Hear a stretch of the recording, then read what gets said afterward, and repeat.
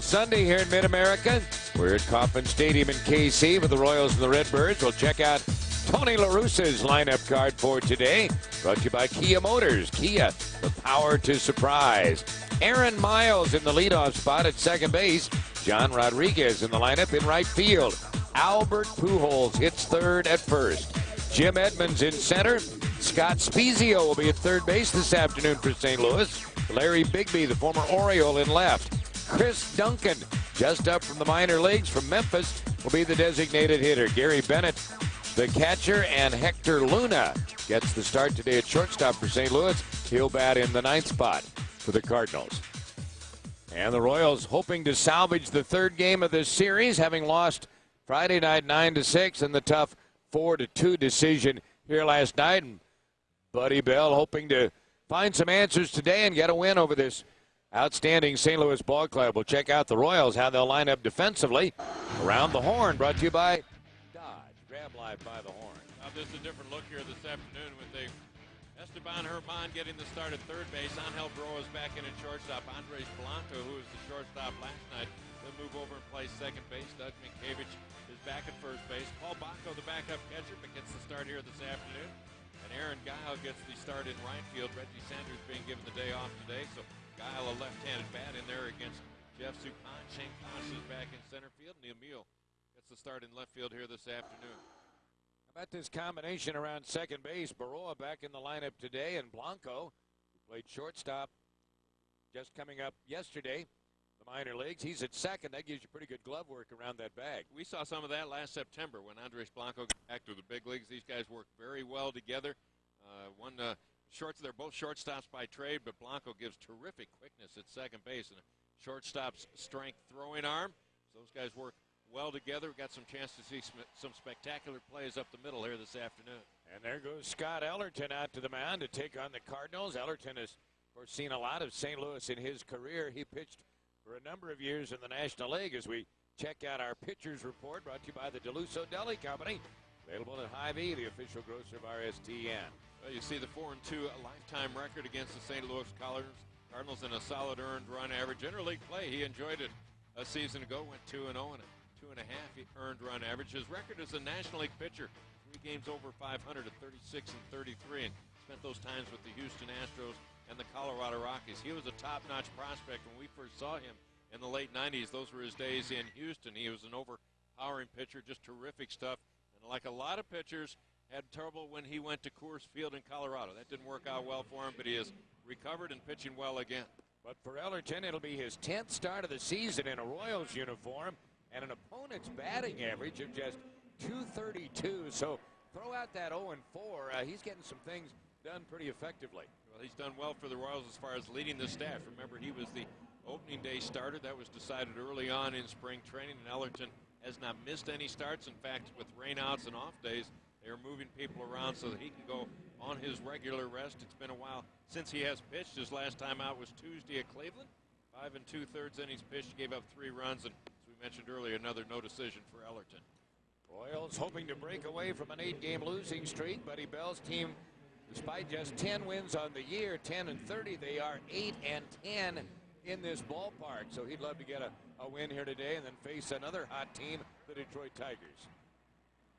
So here we go in the top of the first inning. It'll be Aaron Miles in the leadoff spot. He's the second baseman for St. Louis. He'll be followed by John Rodriguez and then Albert Pujols.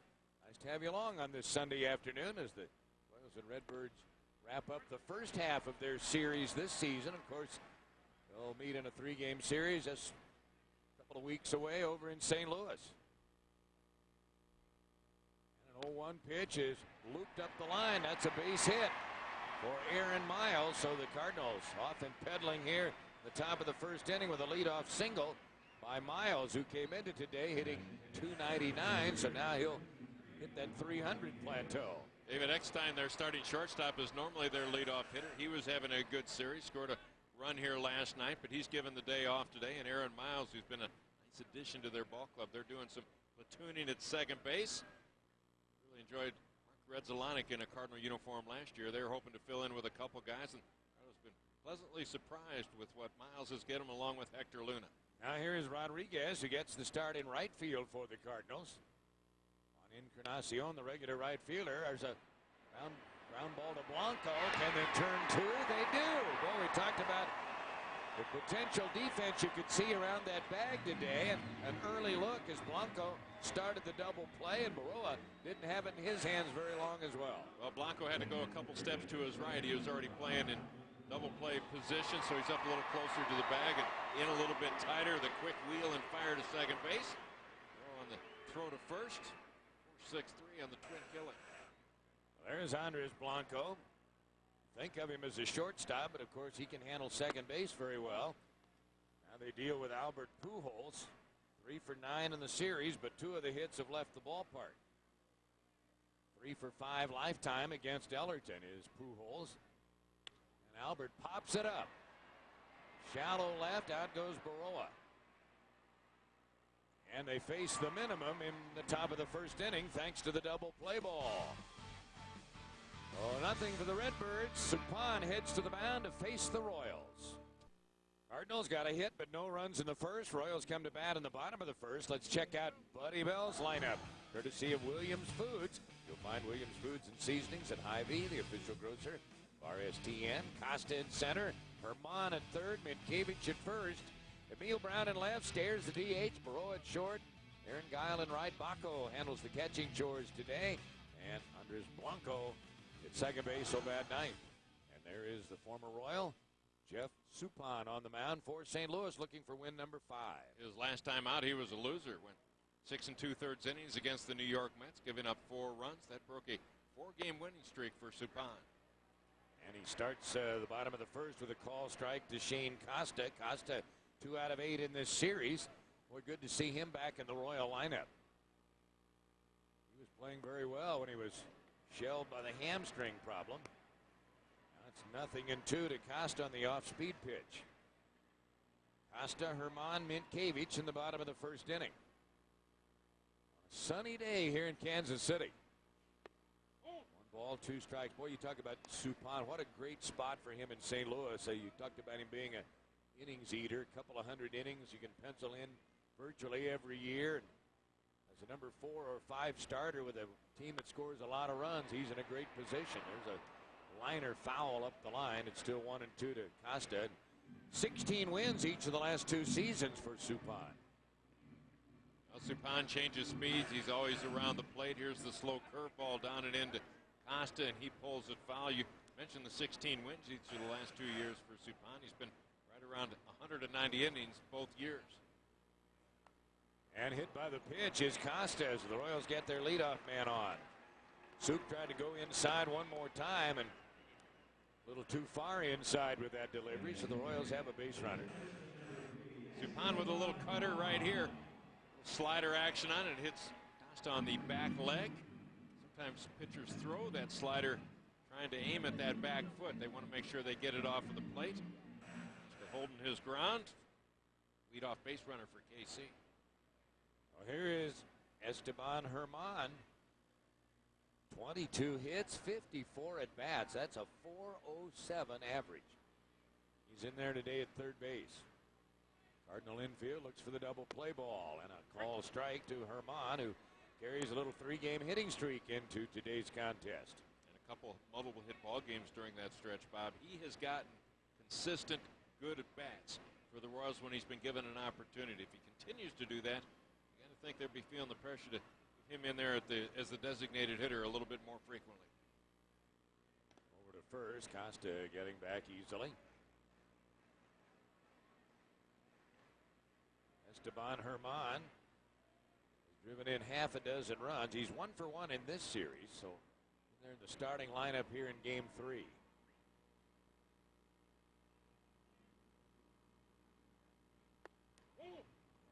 Inside, maybe high as well, a ball and a strike. And Tony Graffinino's handled much of the duty at third base recently, but Herman capable of playing there as well as second. He's been used by Buddy Bell on occasion in the outfield.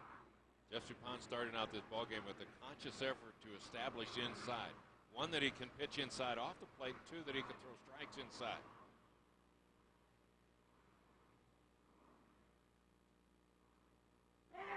Finally time called as Suppan was taking forever to deliver that next pitch. And I don't think there was ever a pitch called. I think this is one of the things that you do as a pitcher to try to wear down the legs of a would-be base stealer. Finally, the hitter asks for time, but Suppan will stand there in his tracks for as long as he has to. He'll wear out the base runner at the same time. On showing bunt, but the pitch was low and away. It's 2 balls and a strike. Spezio at third came charging down the line. Cardinals certainly with a little different look defensively today with some changes in their lineup. Kind of figure that's going to be the case on a Sunday afternoon with a Saturday evening ball game. Scott Rowland being given the day off at third base. Spezio experienced at both first and third over the last few years. For Suppan, it's his 9th start of the season.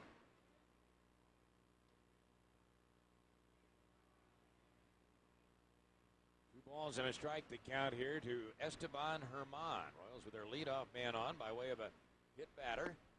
And now it's even at 2-2.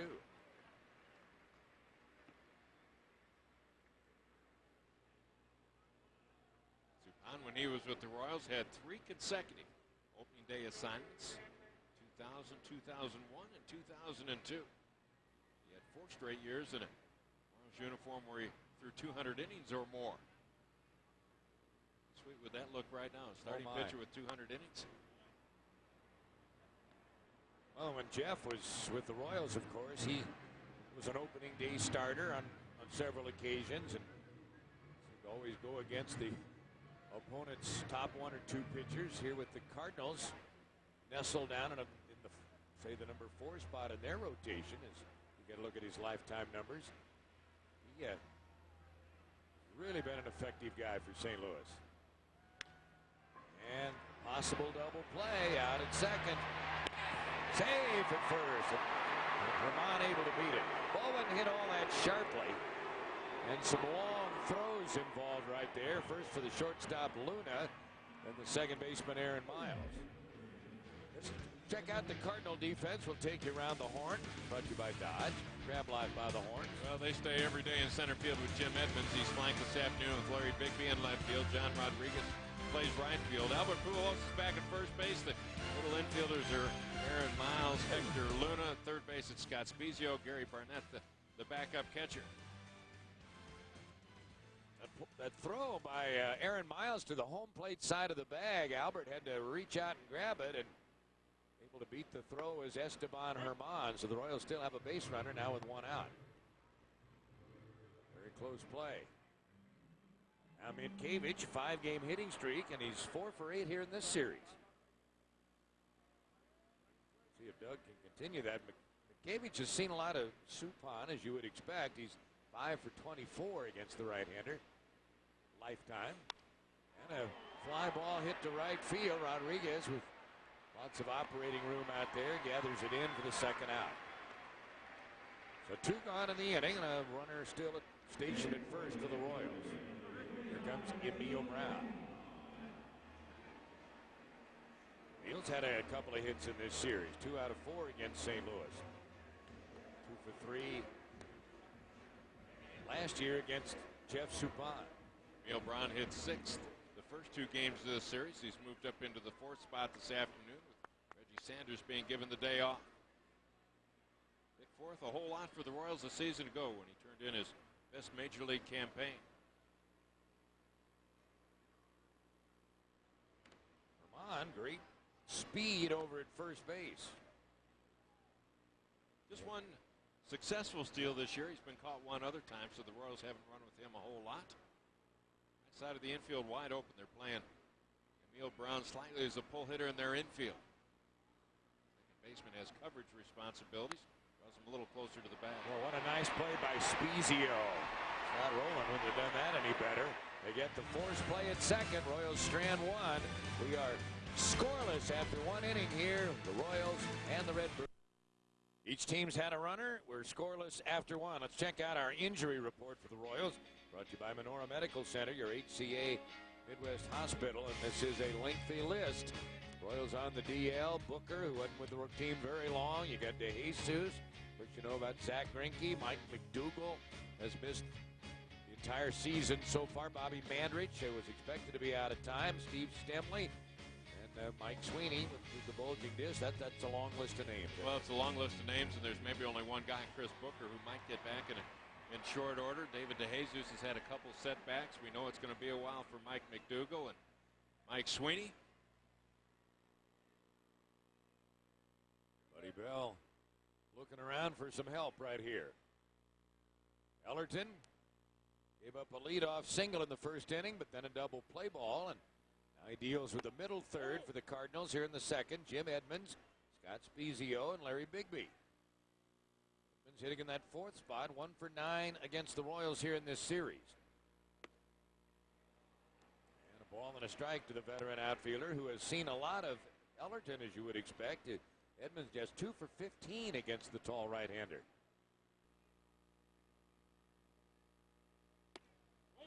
Upstairs with that pitch. Edmonds a .252 average. Well, what a fine, distinguished big league career he has enjoyed. A month away from his 36th birthday. Still a Gold Glove quality, not just outfielder, but center fielder. He's one of the three main components in their heart of their lineup most days, along with Albert Pujols and Scott Rowland. Cardinals offense revolves around those three guys. Edmonds with 8 Gold Gloves. And you don't necessarily think of him as a home run guy, but with his 5 home runs this year, he is at 336 now for his career. Had 29 home runs last year, 42 the year before that, 2004. 42 home runs and 111 RBIs.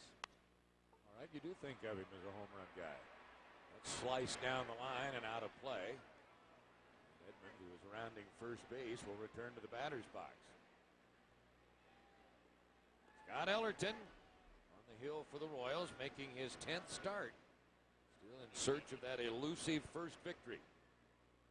Did his best pitching early this year, Bob. The Royals are just 2-7 in his 9 starts so far this year, but 2 runs or less each of his first 5 starts this year.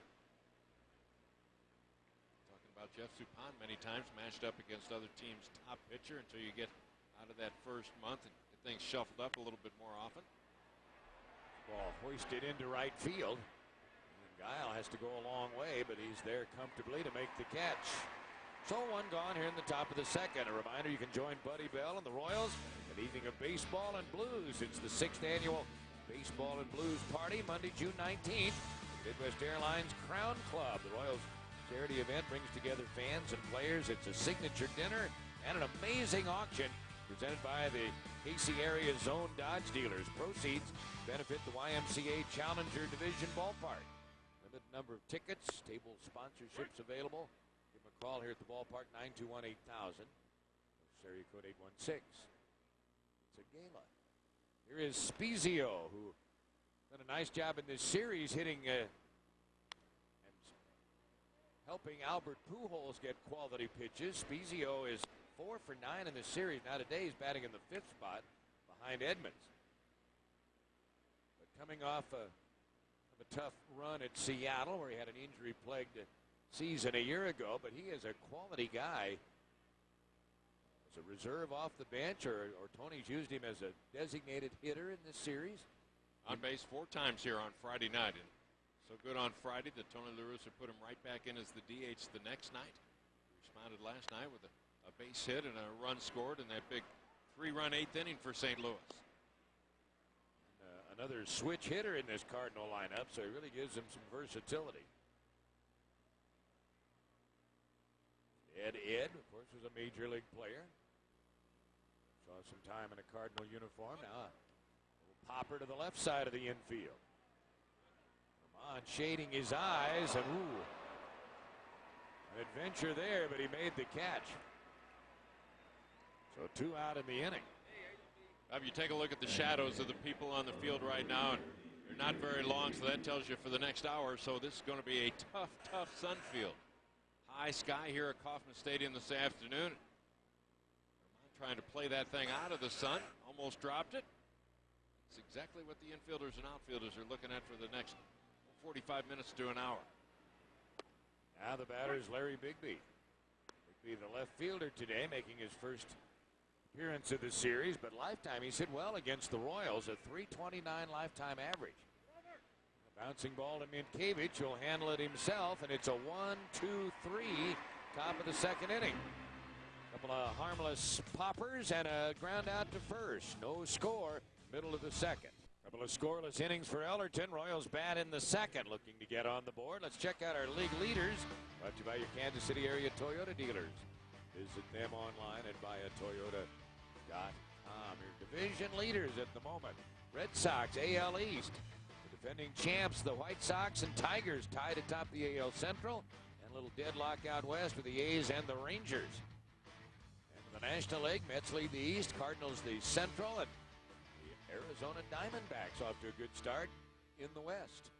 Biggest lead in any of the divisions is enjoyed by the New York Mets and the St. Louis Cardinals. 3-game bulge over the second-place ball club. Everything tight all the way around baseball. There is Matt Stairs leading off the Royal half of the second. He'll be followed by Baroa and Guile. We're going to have some real good races this year. We're just a week away from Memorial Day, one of the first checkpoints along the way. Kind of the first turn, if you will. 0-2 to Stairs. Again, the designated hitter. Matt's 1 for 8 here against the Cardinals this weekend. You would think he might have some luck against a guy like Suppan, who will give up the fly ball, but that 4 for 17 is not homered against Jeff. Ball and 2 strikes. Now it evens out at 2-2. Stairs hitting .212. He has 3 home runs. Knocked in 10. Breeze is blowing in gently from right center field towards home plate, so pitchers like that, it will keep the marginal shots in the ballpark.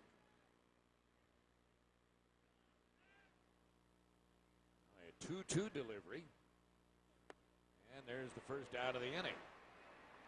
Pitch up, and Stairs with a murderous hack, but no contact. 1 out. One of the reasons Suppan is effective is his ability to move the ball around. They started away. They kept the ball down against Matt Stairs throughout most of this at bat until the last pitch, and then they tried to get him to chase one upstairs. Matt did. He swung through it. He's the first out of the inning. First strikeout of the day for Suppan.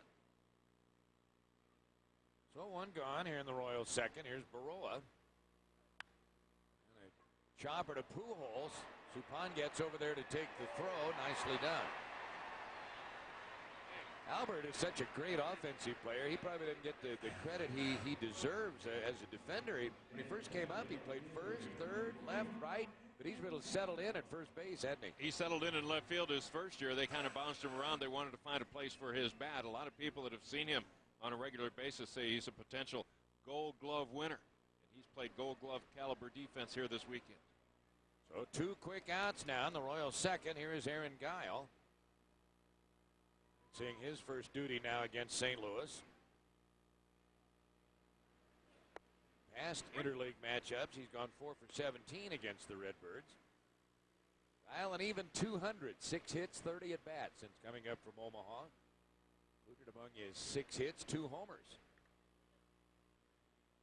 And in interleague play overall, check out those glossy numbers. 397. Aaron Guile batting, 2 out, nobody on. We're scoreless in the bottom of the second inning. He's going to see some left-handed hitters here this afternoon. Sometimes managers like to flip-flop him. A lefty followed by a righty, then another lefty. But he's going to muscle up from the left side here this afternoon. Costa's in there. Minkiewicz, Stairs, Guile, Paul Baco. Bounced foul. Remind you to start saving those dollar bills. Our next Dodge Buck Night here at the ballpark will be Tuesday, the 23rd, just a few days away. The Royals take on the Tigers. Hot dogs, small Pepsis, and peanuts, $1 each all night long this Tuesday. So we'll see you for a special weekday edition of Dodge Buck Night, Tuesday night. Detroit Tigers. And there is a foul tip strikeout, and it's a 1-2-3, bottom of the second. Jeff Suppan looking good. So is Scott Ellerton thus far. No score. We go to the third. We also check out our Chevy Stat Track, brought to you by your Kansas City area Chevy dealers. And the Chevy Tahoe, the best-selling full-size SUV. There's your breakdown on interleague play. The American League with an edge thus far, 16-12. better batting average, a few more dingers. So we'll see how that plays out with a lot of games yet to go in interleague play. And here we go to the third inning. The Cardinals will send up Chris Duncan. John Robinson, one of our buddies, is with us, the director of tourism for the state of Missouri. You've motored into Kansas City this weekend. John, how you doing? Doing well, Bob. Good to be with you, Paul. We want to find out what's ahead in the way of vacation opportunities in the Show Me State. Now, where are you going on vacation this summer? I go down into southern Missouri and float the rivers. I'm going to try to float them all this summer. What a worthy goal. Hey. Scoreless ball game here, and there's a little popper to right field off the bat of Duncan, just up from Memphis.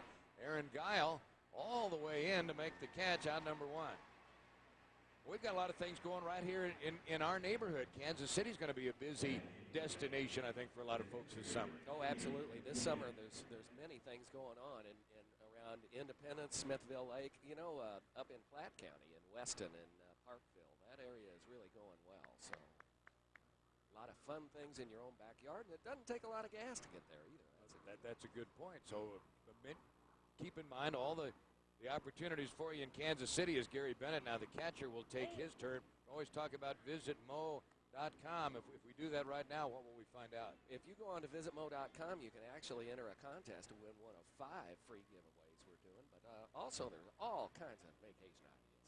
Well, tell us about some of those giveaways. That gets our attention. Well, there's one in Kansas City, as a matter of fact, for a little blues and barbecue. Right. There's one down at the Lake of the Ozarks, one in Branson. St. Louis, of course. Should I mention that today? That's okay. Got a lot of St. Louis folks. Oh, absolutely. We'll have some folks going over to St. Louis first weekend in July. Drive out to right center, caught out there by Costa, 2 gone in the inning. And it'll be payback time. Well, the Royals would like to salvage this third game here today, and a month or so away we'll have the return visit. I think it's great this year to have a series in each city. Last year, of course, it was just the series here in Kansas City. Great weather. Are you responsible for Missouri weather as well? I worked on this and was glad to bring it to you. Here's Hector Luna, the number 9 hitter. John Robinson with us from the Missouri Department of Tourism. Always a pleasure to talk to John about the goings-on in the state. You mentioned Branson. That's always a busy place, isn't it? 8 million people a year. Wow. And a little fly to right. Here comes Aaron Guile. He's got it. And the inning is over. John, thanks for dropping by. Always good to see you. All right, Bob. We'll see you on the road this year. Very good. Visitmo.com. Right. Paul, thank you. John Robinson with us, Missouri Department of Tourism. Ellerton's toured 3 innings. No score here, the Royals and the Cardinals.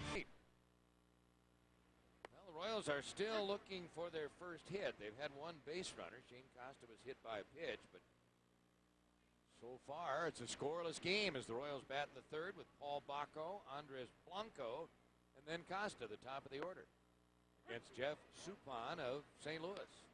Been 2 different ball games for the Royals. The first night here against former Cy Young Award winner Chris Carpenter. The Royals got off to a quick start with 5 runs in the first 3 innings. Last night, a completely different story against the new pitcher, Anthony Reyes. Royals weren't able to get on the board till the 8th inning. Don't want to wait that long here this afternoon. Just 1 hit in the game so far. That was a leadoff first-inning single by the Cardinals' Aaron Miles. He was erased in a double play. 2 veteran right-handers, Suppan and Ellerton, hooked up. Bacco takes one in the dirt right there. Now it evens out at 2-2. Bacco handling the catching chores today, 0 for 1 in this series. He has 8 hits, 41 at-bats.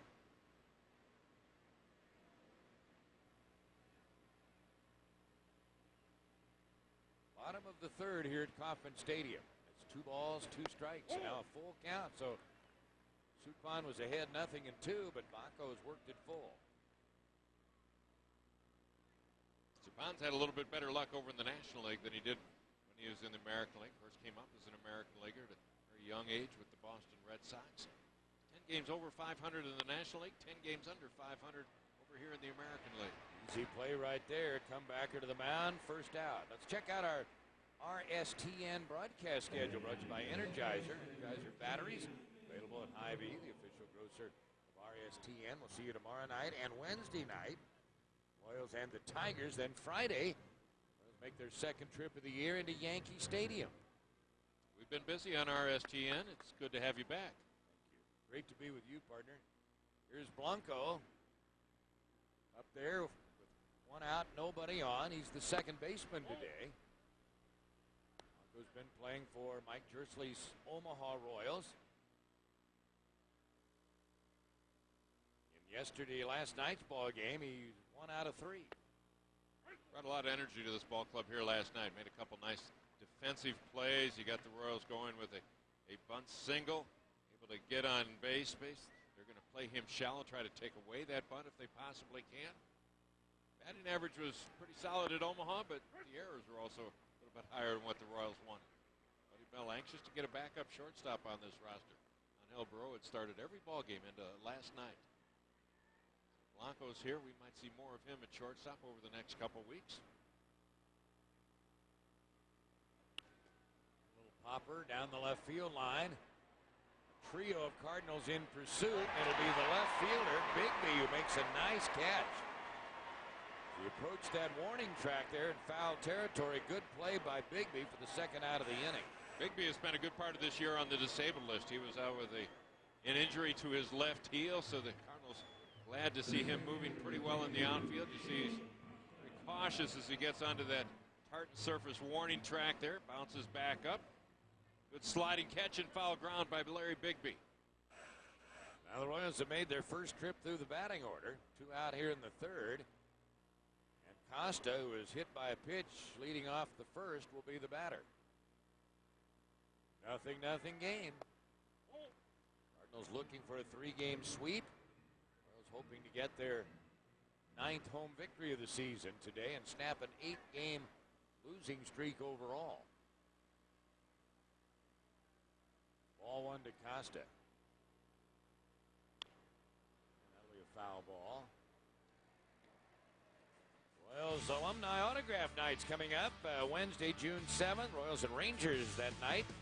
Your favorite former Royals, including Jeff Montgomery, Kevin Seitzer, Brian McRae, Jerry Terrell, and John Wathan will be signing from 5:45 to 6:15 down in the lower seating area. That's Royals Alumni Autograph Night, Wednesday, June 7th.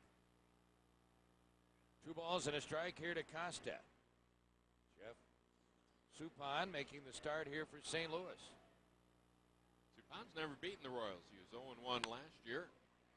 0-3 lifetime with a lofty earned run average. There's the Royals' first hit of the ball game as Costa becomes a base runner for the second time this afternoon. Little opposite field slicer settles in for a base hit. Costa does a nice job of staying with this pitch, especially when you think his first time up he was hit on that back leg with a cut fastball from Suppan. So Suppan showed him inside the first time around. You figure, okay, after you do that, the player gets hit, he might not be all that anxious to get to the outside corner, but Costa still had the good plate coverage. Gets Esteban Herman to the plate. A 2-out base runner for the Royals. And missing low and away is Suppan, ball 1. Suppan would like to add to his 3-game hitting streak.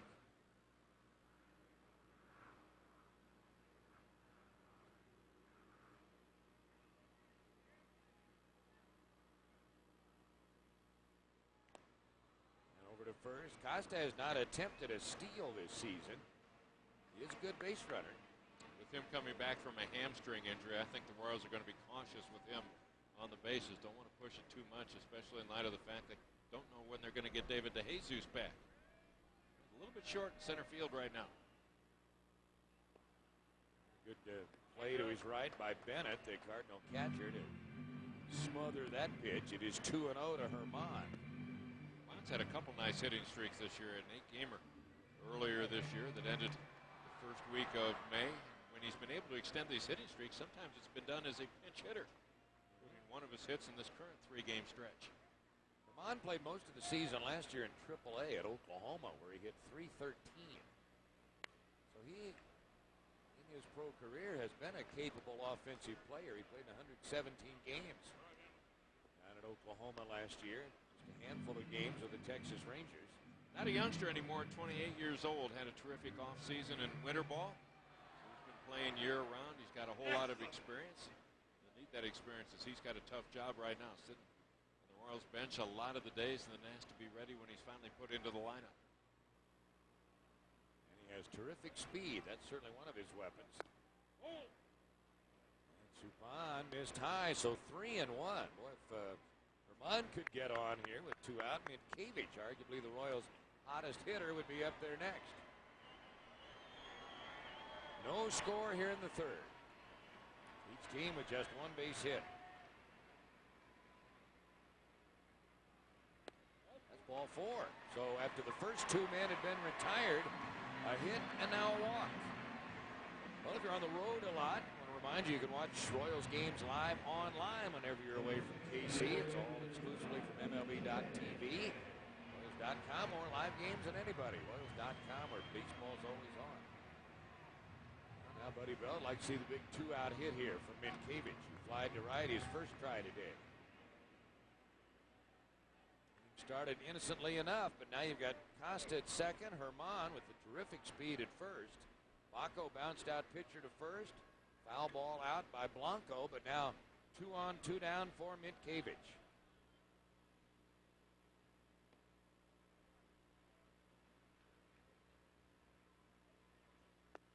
The Royals have good base runners out there now with both Costa on at second base and Herman on over at first. You mentioned Herman's speed. Minkevich is not a home run threat. No home runs so far this year, and it might be tough to get a ball out of here in right field with that breeze drifting in. But he is a threat to plug a gap with something. 9 doubles and a triple so far. And Suppan all of a sudden fighting his control here after walking Herman. Now he's 2-0 to Minkevich. Pretty good matchup right here. Suppan knows how to move the ball around. Minkevich hits the ball where it's pitched. Look how shallow Edmonds is in center field. He's been playing shallow all weekend long. It's a big pitch here for Suppan, right? 2-0. And he missed high, 3-0. Buddy Bell has some options right here. He's got the guy who's got the longest current hitting streak. You give him the green light on 3-0. You know Suppan's going to be around the plate. Neil Brown, a right-handed hitter, waits in the on-deck circle.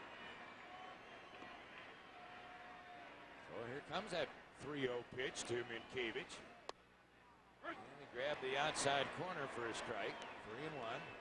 Impressive effort right there by Suppan. He didn't give in a whole lot. Throwing the ball right down the middle of the plate. He's still getting some fading action to the outside edge. Minkevich has a pretty good eye. He's drawn 15 walks. He's ahead in the count here, 3-1. 2 on with 2 out as the Royals would love to break in front here in the third inning. Well, there's walk number 16 for Minkevich, and the bases are loaded with 2 out. And here comes Dave Duncan to talk to his pitcher. Well, Dave Duncan usually quick to put guys back together. Suppan trying to move the ball all the way around. Missed downstairs with a changeup. Missed down and in with another changeup. There's a fastball to the outside part. Try it again. Gets that call in the 3-0. And off speed down and in. So kind of pitching backwards. Hard stuff away. Soft stuff down and in. And the matchup with Minkevich. Dave Duncan, a longtime pitching coach for Tony La Russa. Tony stops Duncan, who started his big league career here in Kansas City way back in 1967 with the old Kansas City A's. Now Suppan pondering this situation.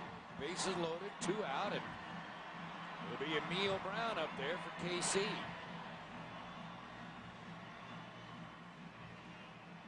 Emil bounced into a fielder's choice in the first inning.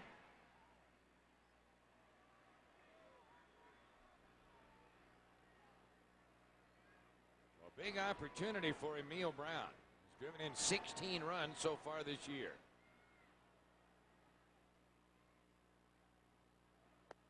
Haven't had many good scoring opportunities this weekend. None came till late in the ball game here last night. And after the quick start out of the gates here on Friday night, the last 6 innings, there's one real good scoring opportunity. So want to be able to cash it, especially if it's early. Again, Suppan missing the strike zone. It's 1-0. 2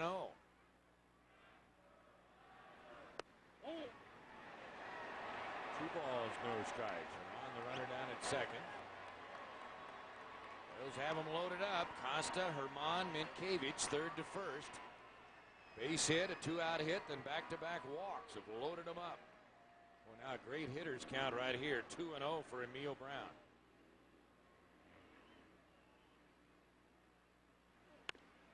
That should end the inning. Get the force play. Boy, the Royals had them loaded with 2 out, but couldn't get the big hit they needed.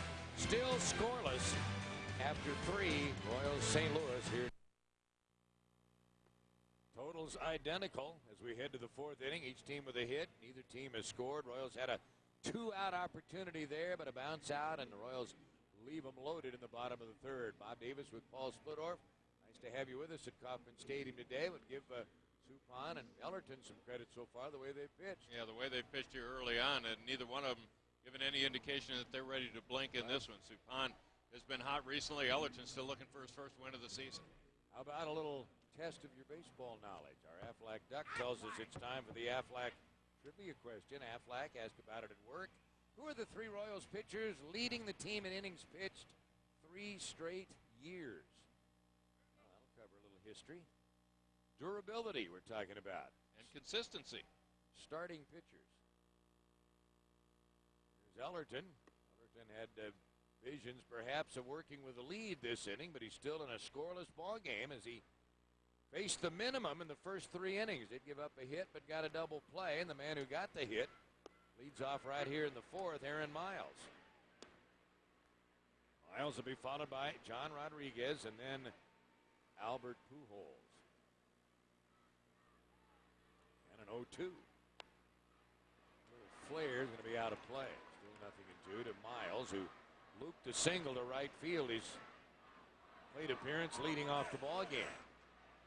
Got Ellerton, big guy out there at 6 feet 7 inches tall. Fastball, curveball, straight change, and occasional slider. More like a cut fastball.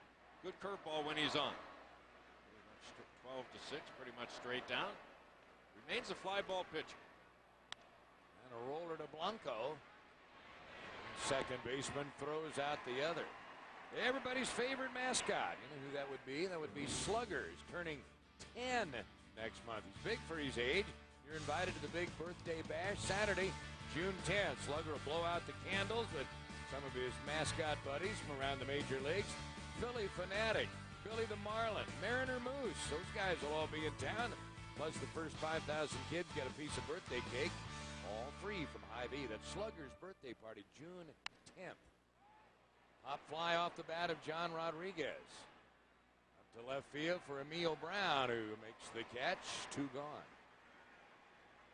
The wind's kind of blowing the ball around a little bit, and then there's the sun factor here today, which has been a prevalent ingredient for the outfielders. I think the sun's been a bigger problem for both the infielders and the outfielders than the wind here this afternoon. Last homestand, the Royals had a lot of wind, a lot of it out of the north, and held up balls in both left field and right field, but a gentle breeze coming in from right this afternoon. Sun should be a factor most of the day. Here's Pujols. Albert popped up to end the first inning. Now see how Ellerton will deal with the big hot slugger, Albert Pujols. 2 out, nobody on, scoreless game. Strike right in there, an off-speed pitch. 1-1. The Ford Osage product, Albert Pujols. Came to town a little bit banged up and fouled a ball off his front foot in midweek. He also taken a nasty spill on one of the on-deck circles in their just completed homestand. Cracked his head on the ground. Stayed in the ball game, but pretty sore the next day or so. That ball didn't come out of the upper deck. You think somebody made a nice catch up there? Apparently somebody latched onto it, judging by the fan reaction. Ball hit to the opposite field. Guile going way back. Home run. He's done it again. A home run in each game of the series. This an opposite field shot into the Royals bullpen.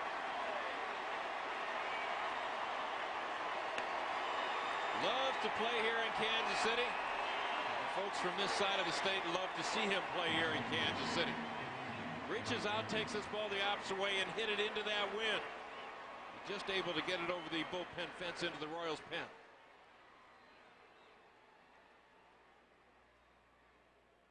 So So the Cardinals are on the board here in the fourth on Pujols' 22nd home run and his 54th run batted in. Here's Jim Edmonds.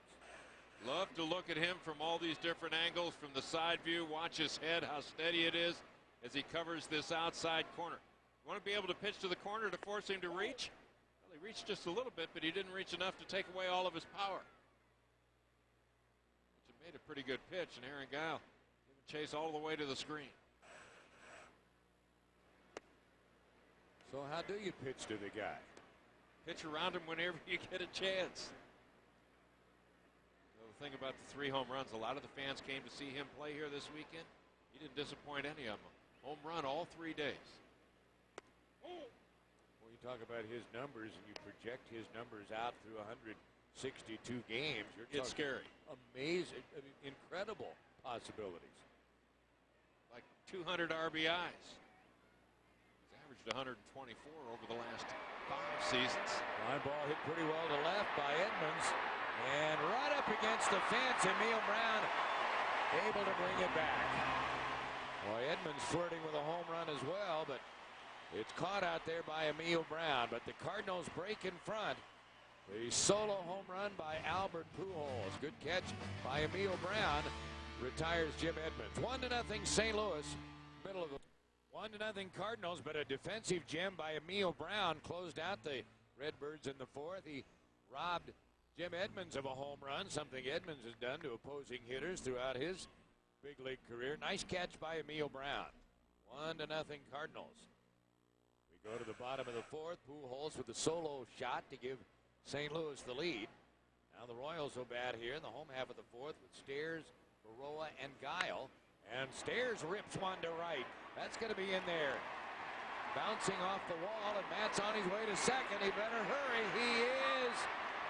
Save for the leadoff double.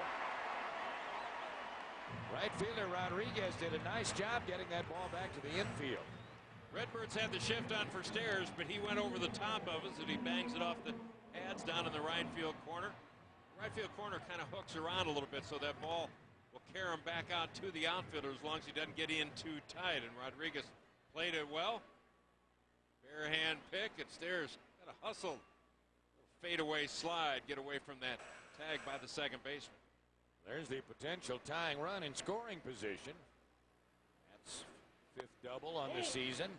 Baroa and Guile coming up next. The hits are even at 2 each, but the Cardinals have the game's only run thus far.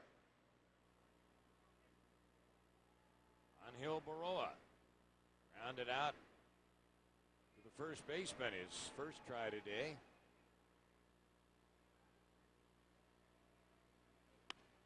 Roll to the right side. That'll get Stairs over to third. Baroa out, but he did advance the base runner. One gone. We owe you an answer on our Aflac trivia question. We were talking about pitching a moment ago. Aflac asked about it at work. Talking about durability. 3 Royals pitchers to lead the team in innings pitched 3 straight seasons. Now I'm going to think Suppan would be a candidate for that list with the seasons he had here. Well, there's the complete answer. Your pal and teammate Dennis Leonard and an early Royal, Dick Drago, back in the early 70s. Drago was a whole lot like Jeff Suppan. Tailing fastball, slider, both sides of the plate, very consistent. Kind of interesting that last play. Angel Baroa was asking for timeout when that last pitch was delivered, did not get it. From home plate umpire Angel Hernandez. Right hand goes off the bat, didn't get it, but quickly back on top. That swing short and compact. Still got the ground ball that he was hoping to get. Cardinals bring the infield in about halfway here for Guile, who try to drive in this tying run. 2-0 to Aaron. The only guy who's back is the first baseman Pujols, figuring if Aaron Guile pulls one, he'll probably hit it pretty hard. Now the whole right side of the infield backs up. Miles at second, Pujols at first. Now a 2-0 pitch, and Guile popped it up near home plate. Catcher Bennett looking for positioning, and he made the catch. Boy, that's a tough out right there for the Royals. Man at third with 1 out and a foul pop-up. It's amazing how all the infielders and outfielders can have problems with the sun, but a catcher gets that ball straight up over home plate, and he's able to handle it without the sunglasses. All kinds of equipment scattered around the plate that Bump in with Aaron Guile right there. Knocks the helmet off of Aaron. He's got his mask and his protective helmet already on the ground. Didn't step through any of it. Able to get around it.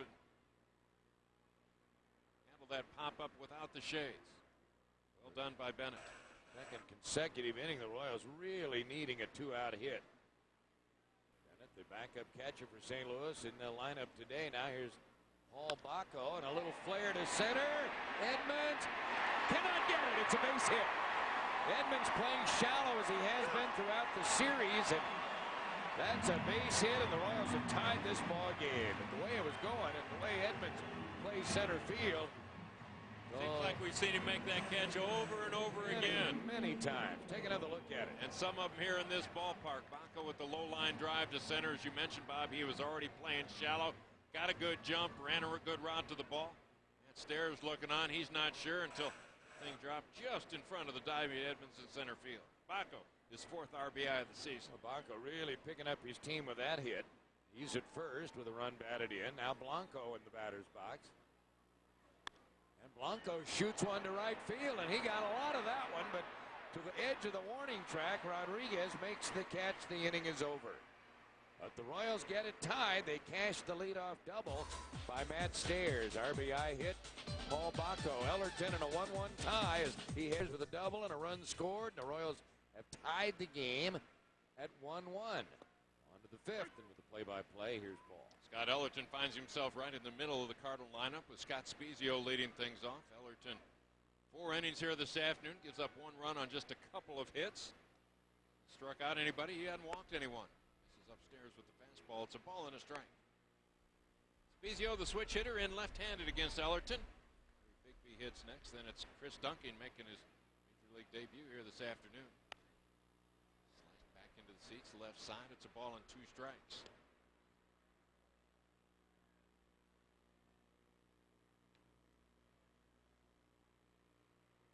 Spezio could be an important guy for the Cardinals. They want some insurance at third base behind Scott Rowland, who missed a good part of last year with the shoulder injury.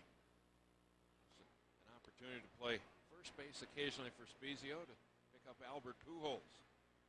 Pujols didn't play the final game of the New York Mets series the day before the Cardinals came to KC. Again, the foul ball. Count holds at 2-2. Those two guys were kind of wired together with injuries last year. Rowland played in 56 games. Spezio in just 29 games with the back and oblique and the problems he was fighting. Always thought he's a better hitter from this side of the plate, but the statistics early this year would say he's a better right-handed hitter. It'll all work out. It'd be pretty good from this side of the plate. 3 balls, 2 strikes now. Just getting their run in the 4th inning on the solo home run by Pujols. It's outside, ball 4. Cardinals get their leadoff man on for the 2nd time this afternoon. That is the first walk surrendered by Ellerton. Not what he had in mind to start the 5th inning. He's been able to get 1 double play ball today. Love another one right here. Royals travel later on this next week. Let's check out their upcoming road trip brought to us by Missouri Tourism. For great Missouri vacation ideas, see us online at visitmo.com. Longest road trip of the season coming up next time out. Starts in New York, Oakland, and Seattle. It's a 4-game series. Royals have a tough schedule over the next couple weeks. St. Louis in town here this weekend. The Detroit Tigers, maybe the biggest surprise story in the American League, will be in for 4 games this next week. New York, Oakland, tough places to play for the Royals each of the last several years. Finishing up at Safeco Field in Seattle. While the Royals stay here to play the Tigers 4 straight. Cardinals in the middle of a 9-game road trip. They'll travel after today's game. They play in San Francisco tomorrow.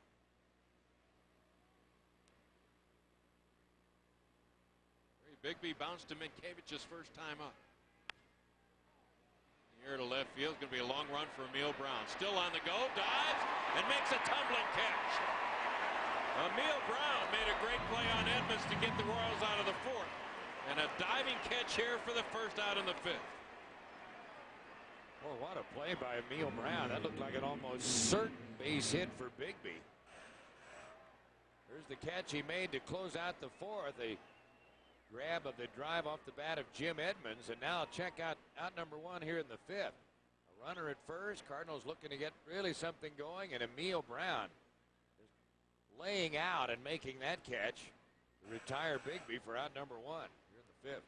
So the wind was not doing Emil any favors on that last play. Chris Duncan after the changeup. So Emil Brown, a couple good defensive plays in the 4th and 5th innings here today.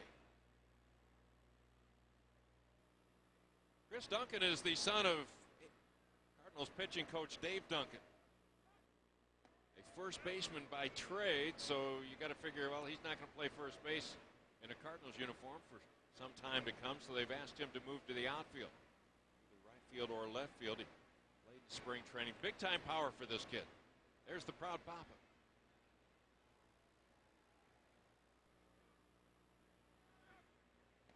Was in spring training with the big league ball club. Wasn't sent out to the last day or so of camp right before the Cardinals broke to get a couple days of workouts at New Busch Stadium.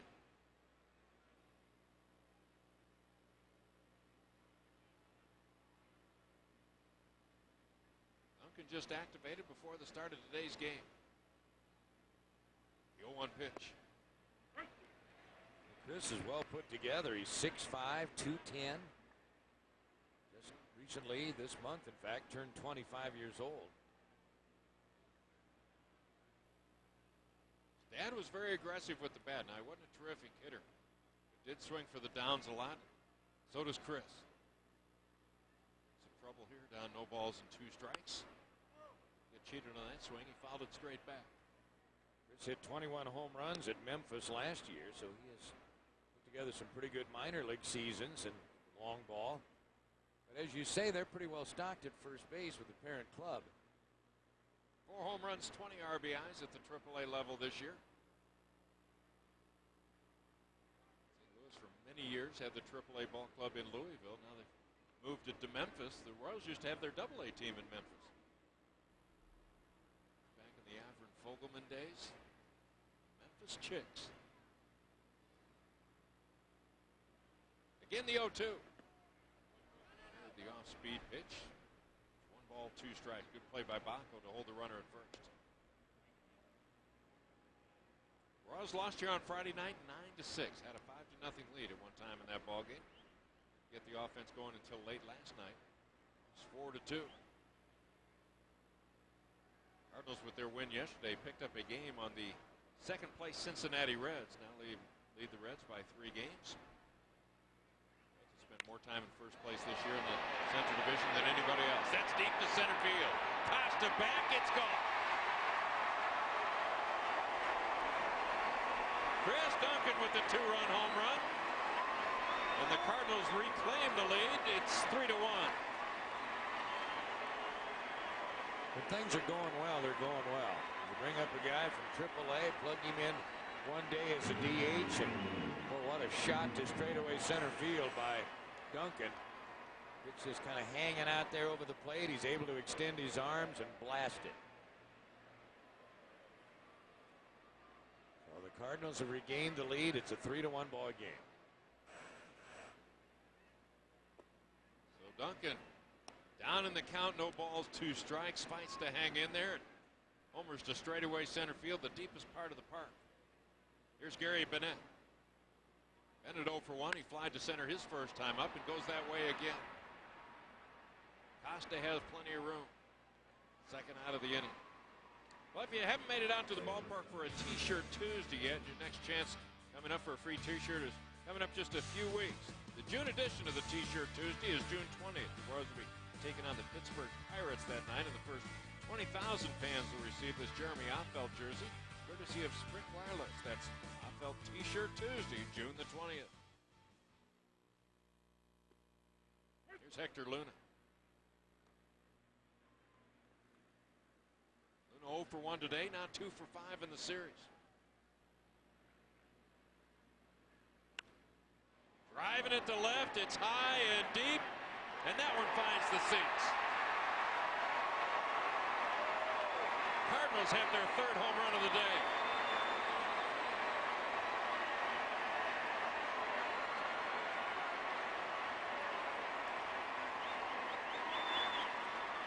Tony La Russa Going to rearrange the lineup today for this Sunday ball game, giving Luna an opportunity, bringing up Duncan from the minor leagues. And boy, what a lift this is. Your ball club's winning anyway, and you plug in some spare parts, and look at this production. Now a 4-1 contest. Luna's third home run of the year. This was a clothesline to left field. Luna batted ninth here on Friday night. Had a couple singles. Single to right field, a ground ball single through the left side of the infield, but drives that one out of here. His third home run of the season. He's back to the top of the order, and this is Aaron Miles. Scott Ellerton has given up 3 here this afternoon. Home runs number 11, 12, and 13 on the season. Well, couldn't keep that ball in fair territory. It's foul ball, strike one.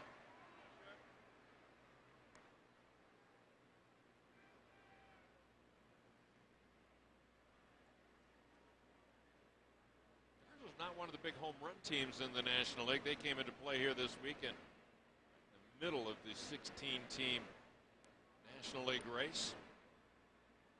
Among the top 3 or 4 teams in their league in team batting average overall, but necessarily the home run ball.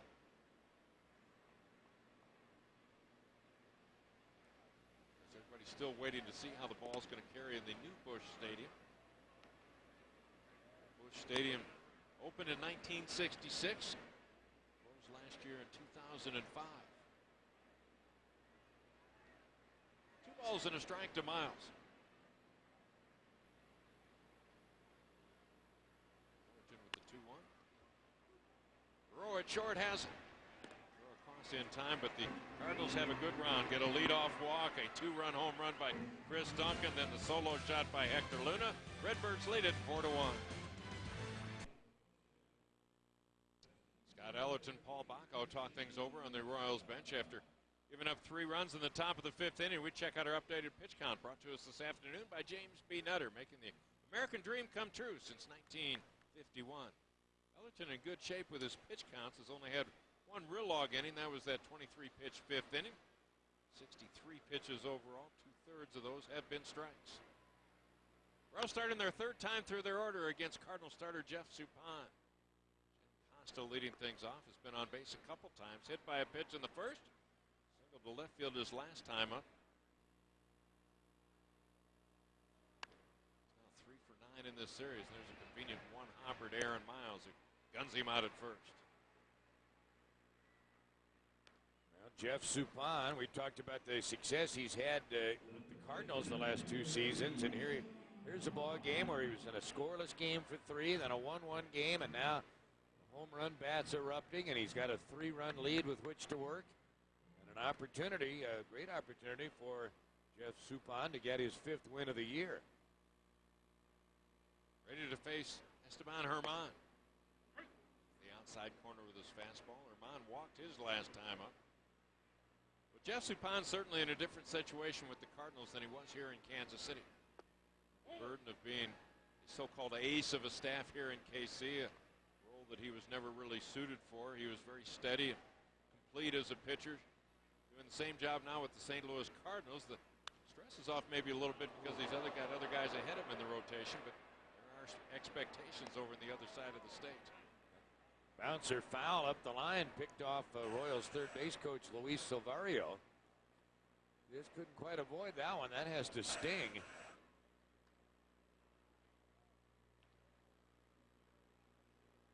Hanging in there. Playing him the same way. Hasn't retreated a step. Now 2 balls, 2 strikes on Herman. Well, you know, you're almost surprised that didn't happen more often. Some of these guys just hit a blur outside the foul line at either first or third. And coach right there, exposed to a lot of hard-hit baseballs. Guys who are pull hitters are taking it the opposite way. Those coaches know it. They usually stand well back or maybe closer over to the warning track to stay out of the way. The Chicago White Sox people are having a good time at Harold Bain's expense. He's now their first base coach. Of course, he's had a number of knee surgeries, doesn't move all that well. Every day he doesn't get hit with a line drive, they say it's one day closer to the end of the season without Harold getting hurt. Plus, he's got Jim Thome up there. Well, that's part of the problem. Swinging away. How about a base hit for Herman split? He's now got a 4-game hitting streak. Continues to swing a pretty effective bat. Well, good plate appearances continually for Esteban Herman, and that's why I made that comment earlier. Might be just a matter of time before you see him more regularly as the Royals' designated hitter. Came in hitting better than 400. He's 1 for 2 here this afternoon. Here's Doug Mientkiewicz. Mientkiewicz walked his last time up. He flied to right field in the first. Extend a current 5-game hitting streak. Mientkiewicz having a good series against the Cardinals this weekend. He's 4 for 9. Stopped by Bennett, the catcher.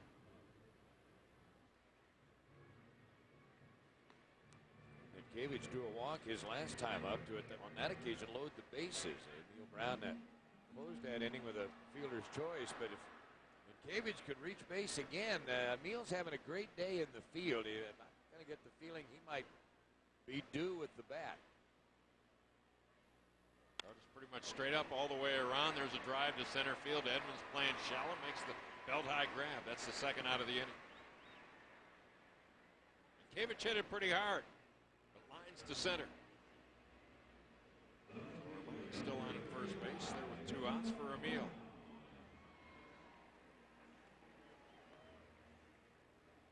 Documented the fact both these starting pitchers, Ellerton and Suppan, are fly ball pitchers, but Jeff Suppan into the ballgame today has given up just 4 home runs. Just 4 home runs and just 4 fly ball outs here this afternoon through the first 4 2/3 innings pitched. This isn't necessarily the way he always pitches. First pitch to Emil is just off the outside corner. Emil with a modest 2-game hitting streak and just 1 hit in each of those last 2 games. On a current 8-game losing streak. Down to a full 20 games under 500.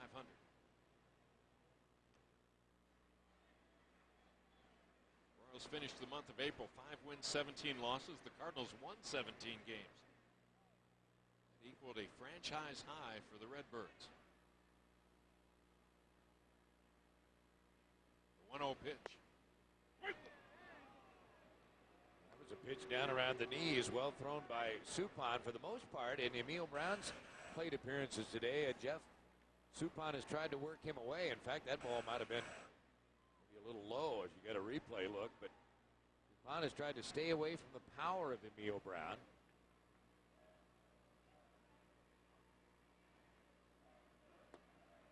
One of the things Suppan has given the Cardinals over the last couple of years, and this you don't normally expect from your number 4, number 5 starters. He is 13 games over 500 over the last 2 seasons. Another game over 500 this year. The 4-3 record coming in is the kind of plus side to the 500 mark that you'd expect to see out of your top guys, the likes of Chris Carpenter, Mark Mulder, Jason Marquis would be one of the other top guys in their rotation, and Suppan normally thought of just kind of round things out, but that's a terrific winning percentage for a guy who, as they say, pitches in the back end of the rotation. Good run support, gives them lots of innings, keeps them in ball games. Bullpen is still usually well rested when he's done with his ball game, and they start their next time around their rotation. 2 balls, 2 strikes on Emil. Battle going on now with Suppan. Make the count 3-2.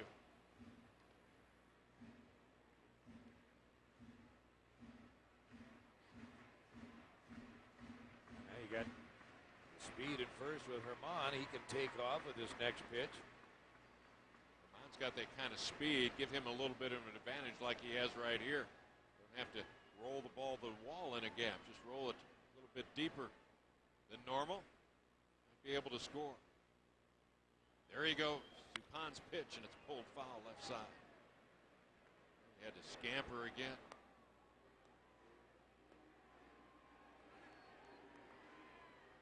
Herman with an average lead right here. He really doesn't want Suppan throwing to first base. Don't do anything to encourage the throw. That gives you an opportunity to get a good break against the right-hander.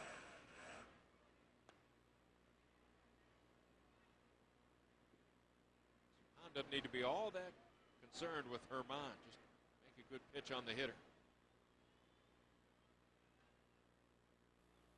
Long Look in. There's a solid base hit to right field. Herman on the run was already around second on his way to third base. And Rodriguez gets it back into the infield.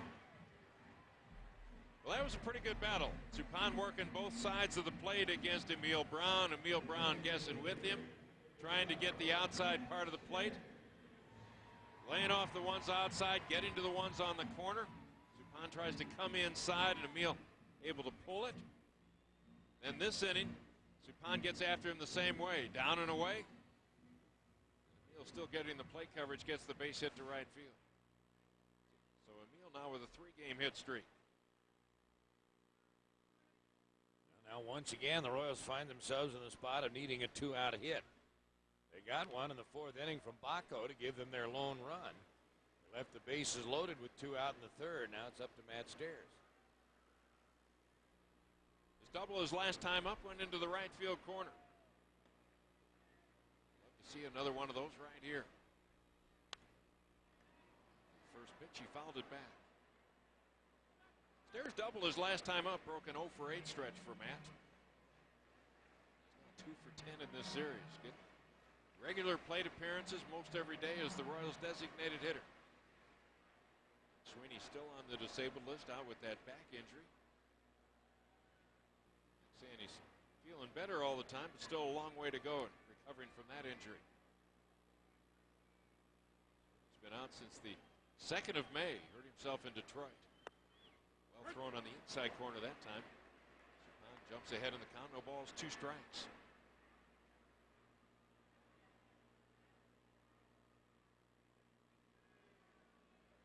When this series started, both teams were 8-8. The Cardinals 8-8 on the road. The Royals 8-8 here on their home field. The Cardinals 2 games over 500 away from New Busch Stadium. Oh, just off the inside edge. It's a ball and 2 strikes. Cardinals are a season high 13 games over 500.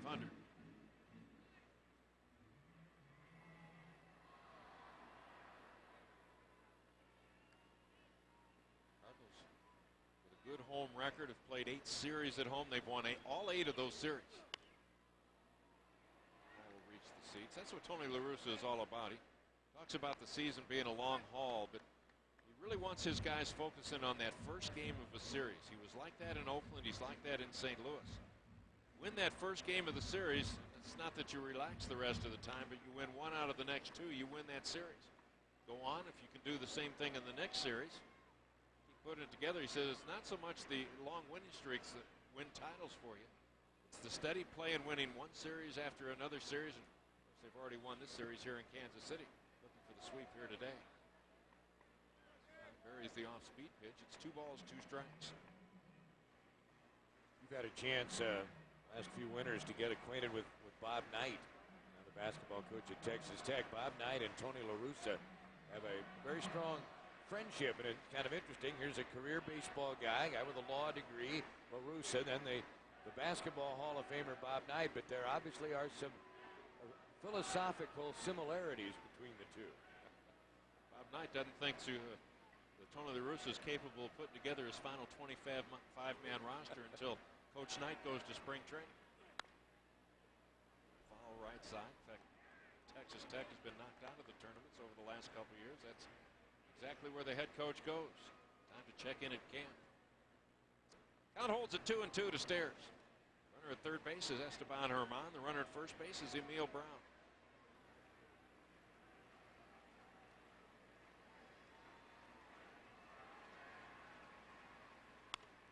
On the ground right side, second baseman is Aaron Miles, and the Royals are gone in the bottom of the 5th inning.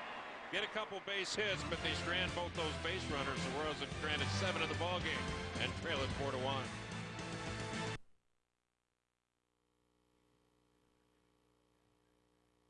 Cardinals and the Royals wrapping up their weekend's business here at Kauffman Stadium this afternoon. Thanks for watching us here on RSTN. Remember, you can also pick up the action over on the Royals Radio Network on any one of nearly 100 station affiliates along the 6-state network area. Ryan Lefevre back over there with Denny Matthews this afternoon. And welcome back, Bob. We say the same thing. In fact, we got some roster moves here at RSTN. Bob Davis back in the booth. Kevin Shank, our producer, in the hospital. He's having surgery this afternoon and appendectomy. Steve Kurtenbach, sometimes our director. We're farming him out to Wichita for the Metro Sports broadcast of the Wichita Arrows on May 31st and June 1st. Wish we could see those ball games. We'll be out on the West Coast.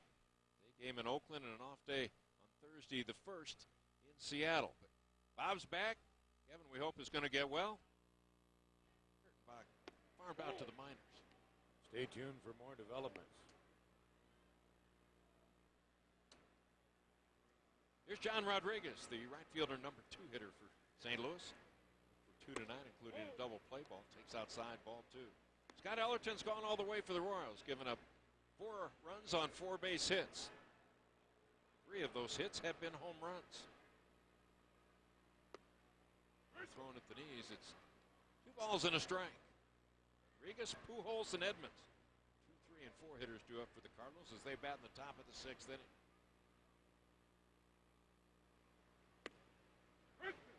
Dominated this series over the last couple years. Now won 9 out of the last 10 games between these 2 ball clubs.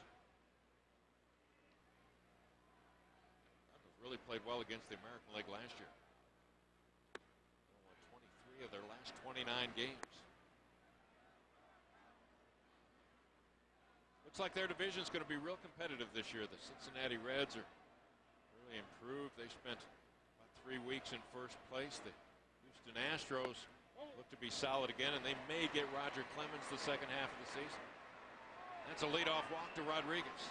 Second consecutive inning where Duncan has issued a leadoff walk. Last time he did it, the 5th, that man came around to score on a home run. And look out right here. Pujols has homered in each game of the series. And you're in a position right now where it's going to be difficult to pitch around him. 1 for 2 today. The home run was to straightaway center field. Bob McClure on his way to the mound. Pujols has shown us here this weekend he's got power all the way around it. 3 home runs he hit. He hasn't pulled any of them. Straightaway center. 1 into the Royals bullpen in right field.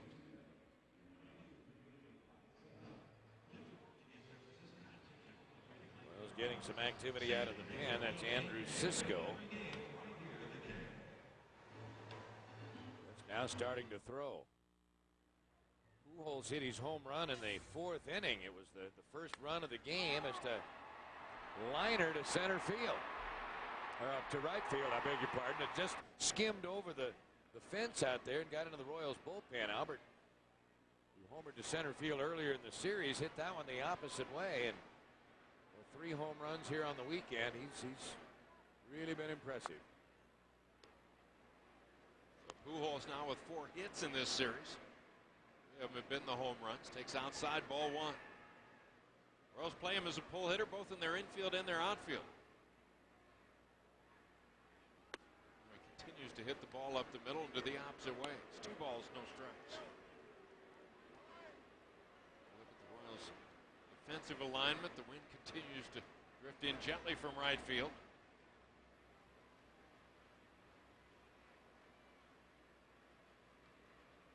The 2-0.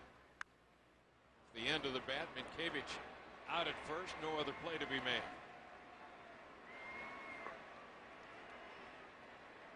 Ellerton does a nice job of changing speeds right there. Pujols off balance. Take another look. Well, that is an impressive figure at the plate, isn't it? But well thrown by Ellerton and just a little dribbler up the line. However, it did advance the base runners. Rodriguez checks in at second base with only 1 out. There's Rodriguez, and here's Jim Edmonds. Robbed by Emil Brown in left field his last time up. Brought his drive back into the ballpark. He's got a roller to the right side. Minkiewicz ranging to his right. He'll make that play unassisted, and into third goes Rodriguez. Well, as we mentioned earlier, Slugger's 10th birthday, Weezio. Scored on the Duncan home run his last time up. Curveball finds the strike zone from Ellerton.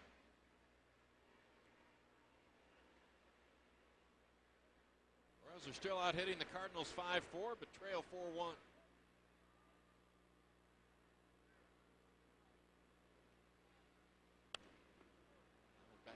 seats. Ellerton on top, no balls, 2 strikes. Ellerton needs to get Spezio here to work around that leadoff walk. He's had 2 rollers to the first baseman. Spezio fouling it out of play, but down in the count of 1-2. Ellerton with 10 pop-up or fly ball outs here this afternoon. That's about normal for him. Back him up with the fastball inside. It's a ball and 2 strikes.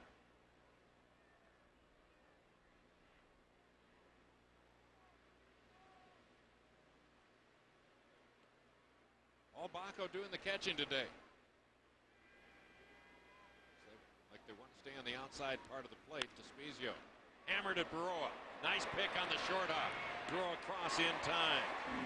So the Cardinals get the leadoff walk, but nothing to follow from Pujols, Edmonds, and Spezio. But they still lead the Royals 4-1. Royals need some runs as we move on to the bottom of the 6th inning. This is our Sonic Slam inning. Our contestant today is Walt Kelly from Gladstone, Missouri.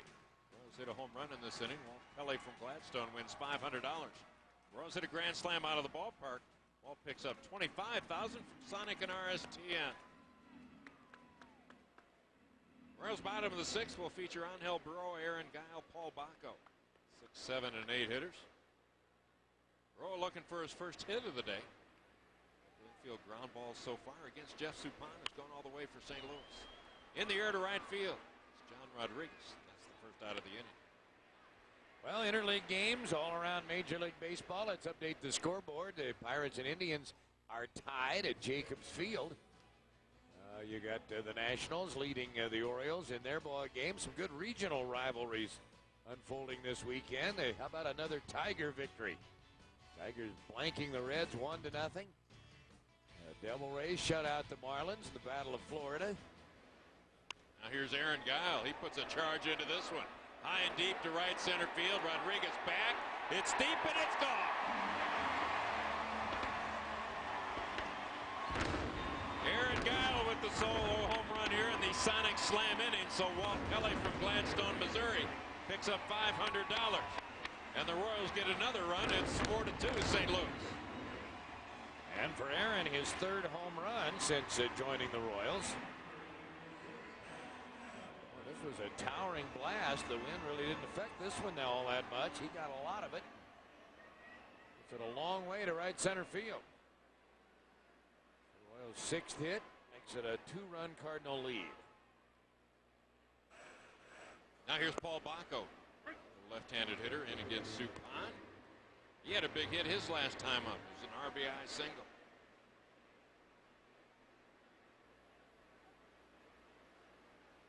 The 0-1 pitch.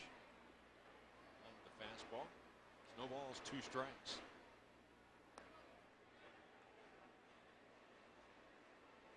So Aaron Guile, the solo home run, has made it a 2-run Cardinal lead. It's drawn a little bit closer here on the bottom of the 6th. Now the 0-2. Got him swinging, so Suppan does a nice job of bouncing back after the solo home run, able to get Bacco on the curve. It's his 3rd strikeout of the afternoon. First strikeout since back in the 2nd inning. So now 2 outs to Andres Blanco. Blanco 0 for 2 today, 1 for 5 in the series. He scored a run. High ball 1.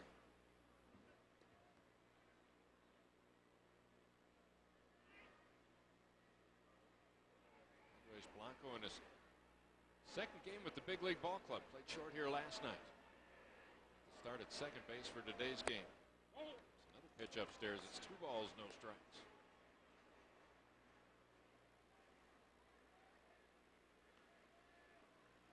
Royals might be getting to Suppan a little bit. Have picked up a couple hits in the 4th inning, 2 more in the 5th. So a home run here in the 6th.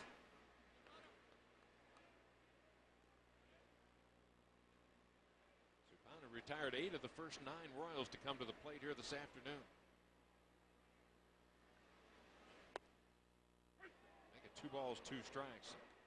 Blanco, I'm sure, didn't like that last call from home plate umpire Angel Hernandez.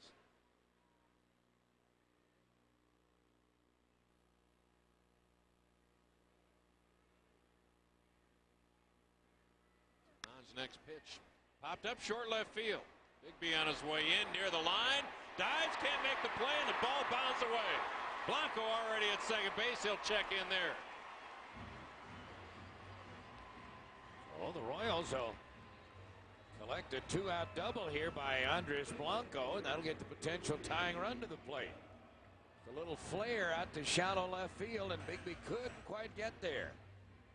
Made a couple of good running catches this afternoon, but Blanco has his second hit in as many games since coming up. There's a chance to cut away a little further at this St. Louis lead if they can get a two-out hit here from Costa.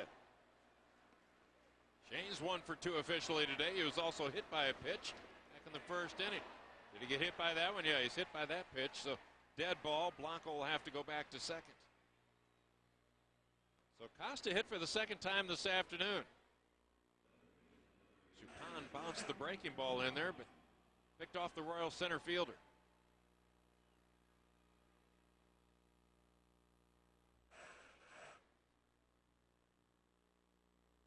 Two base runners here with two out now for the Royals. Now they get more activity in the Cardinal bullpen. Flores, a left-hander, had warmed up earlier. He's back throwing along with the right-handers. We'll recheck the scoreboard for you. The Phillies leading the Red Sox at Philadelphia. White Sox and the Cubs. Well, what a fired-up rivalry they've had this weekend. White Sox leading in the 7th, 3-2. The Twins leading at Milwaukee. Batista home run. The Astros blanking the Rangers thus far. And other scores. Rockies over the Blue Jays. I know that's not exactly a regional rivalry like most of them underway this weekend. Scott Ellerton looking for some run support here. He's trailing by a couple as Herman comes up. And Herman having another good day. 1 for 2 officially, but he's also got a walk in there. He's hitting 4 straight. Chance to drive in a run here. Couple runners on base, 2 outs in the inning. Getting his first start of this weekend series. Did pinch hit earlier and went 1 for 1. Scored a run. With a long look at the base runners, delivers the breaking ball. It's high ball 1.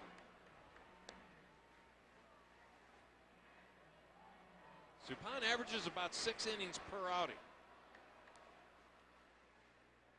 Here in the bottom of the 6th inning here this afternoon.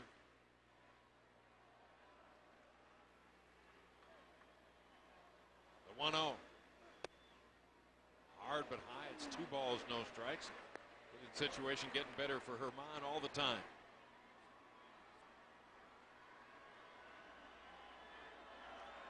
Herman gets on there. Doug Mientkiewicz would hit next.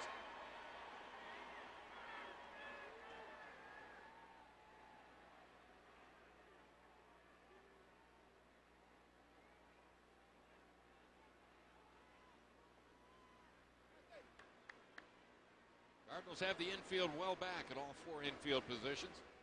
Outfield pretty much straight up. Edmonds continues to play shallow in center. Really hadn't shown a lot of power this year. Just 1 extra base hit so far. That was a double. No home runs or triples. It's 2 balls and a strike.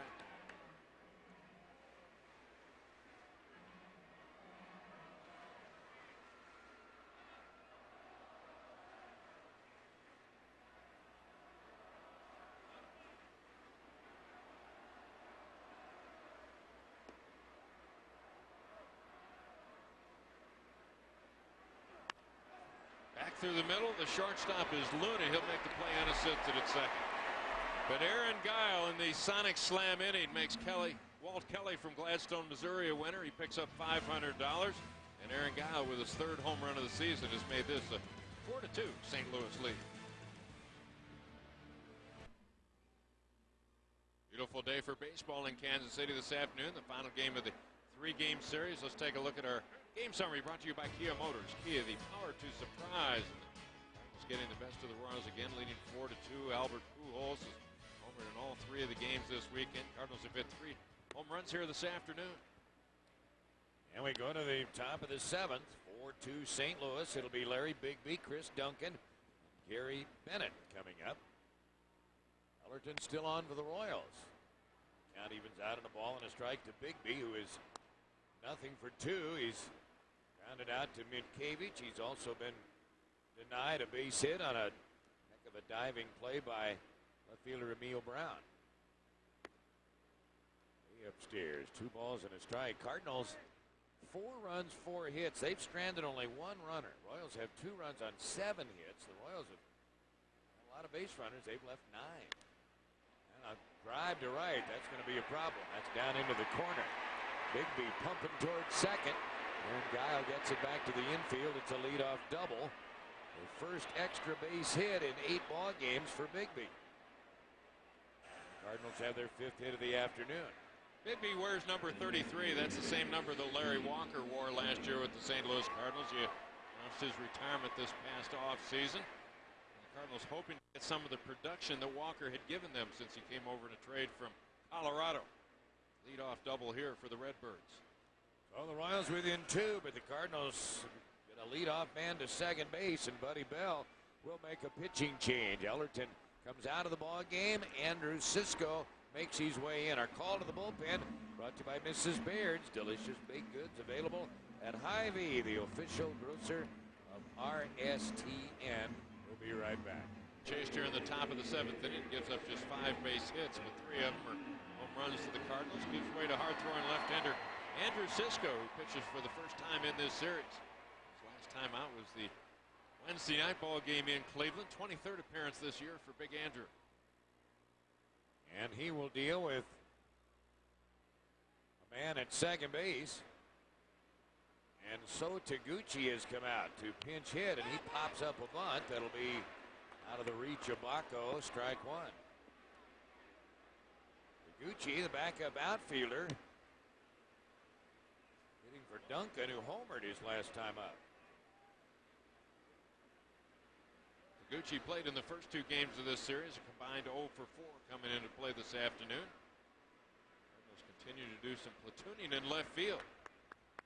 Taguchi, the right-handed portion of that platoon setup. Throwing bunt once again here as Cisco prepares to throw it. Cardinals lead by a couple of runs. And they get the bunt down. They got to play it third. And they throw it away.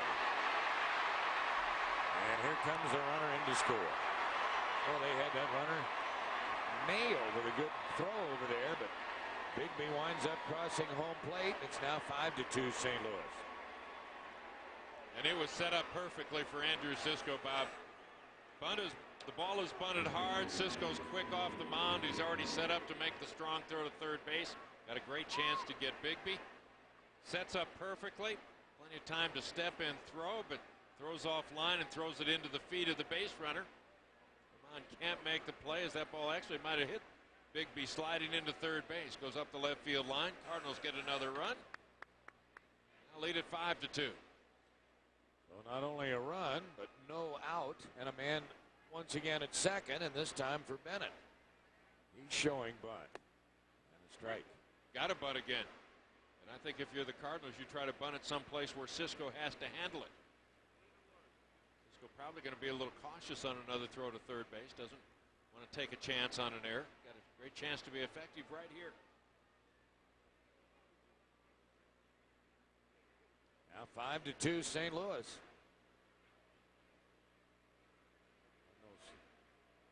Constructing a 3-run lead for the second time in the ball game.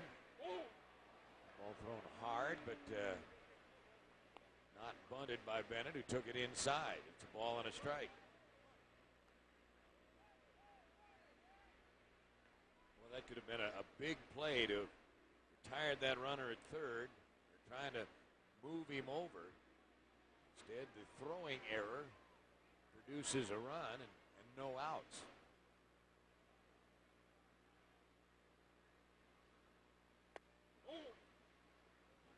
Charging hard from first as that pitch is out of the strike zone. 2-1. Minkevich will charge a little harder because this is a pretty good bunt situation for the Cardinals. You got a backup catcher in there, and Minkevich, Gold Glove caliber first baseman, and I'm sure he wants this ball bunted to him. He'd like to take a shot at that lead runner at third base. For no other reason to take the heat off Cisco a little bit. balls, 1 strike. Now they got a shot at this runner at third, and they nail him on the throw by Baco. So what's Taguchi doing over there? 1 out now, nobody on, but a run home. That's going to be a set play right there, Bob, because they've showed bunt all the way, and Tony La Russa trying to draw that Royals defense in, anticipating bunt again. Now Minkevich had backed off. Roman was playing near the cut of the grass, so heads up play by the Royals defense right there. Strong throw by Baco. Oh, 1 out now. Go after the batter, Bennett, with a 2-ball, 2-strike count.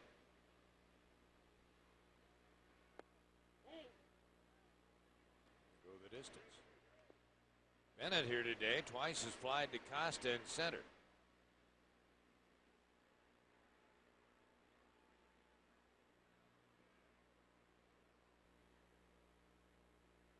Bennett's the number 8 hitter for St. Louis.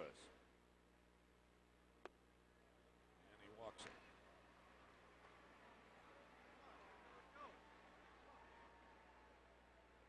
Well, let's talk a little bobblehead, shall we? He was steady, he was smooth, he had the gold gloves, 8 of them in fact. So join us here at the ballpark Saturday, June 24th for 20,000 and a number 20 Frank White bobblehead from Dodge.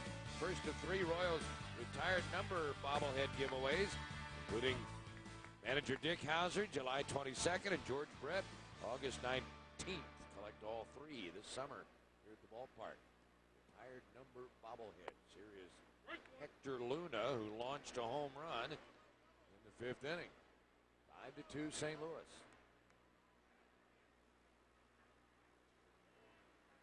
Luna's 3rd home run of the season.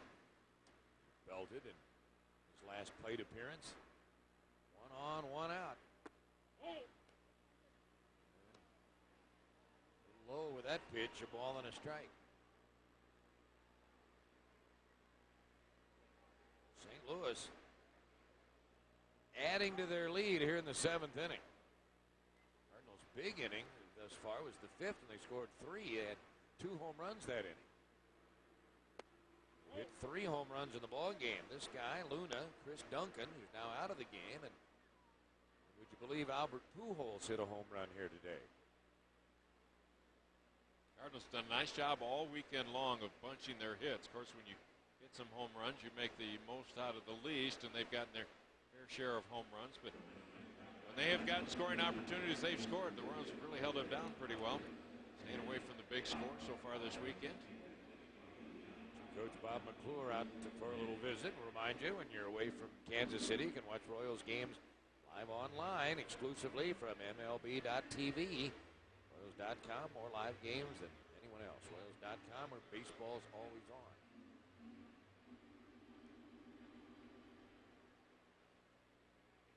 Royals have 3 more opportunities. We're in the 7th inning, but find a way to breaks on the Cardinals scoring machine. St. Louis scored 9 here Friday. Won with 4 last night, but they have 5 on the board today. Way out of the strike zone. Top of the order is next. I think Cisco still rattled from that errant throw to third base. That was the first batter that he had faced. Well, he struggled a little bit with his control this year. Hadn't been quite as consistent as the season ago. Having a hard time finding the plate here in the 7th.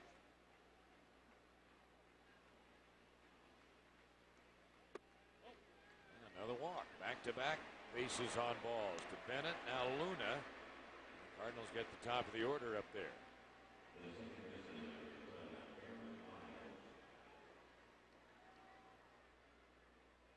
McClure's already made a visit to the mound. Have activity in the pen behind Cisco. That's Mike Wood.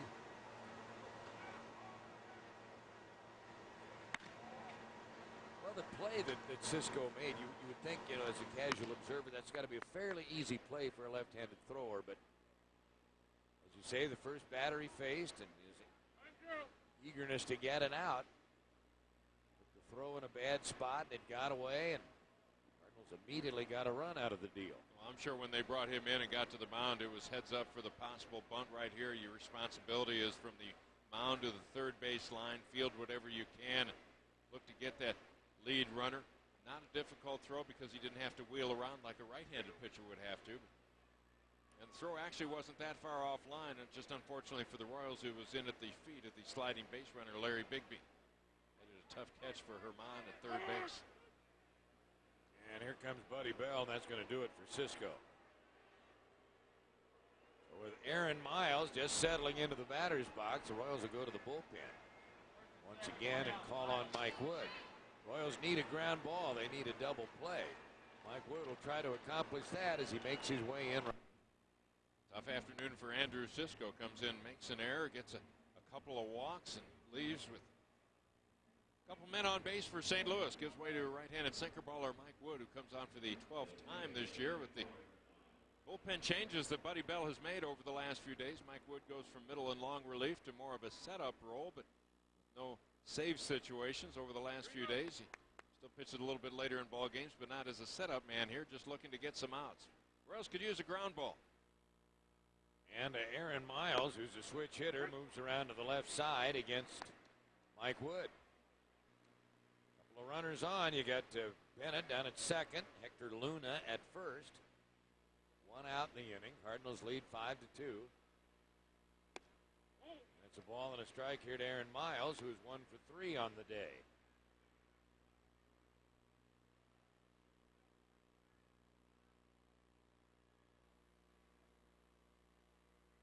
Royals need a double play. Oh, 2 balls and a strike.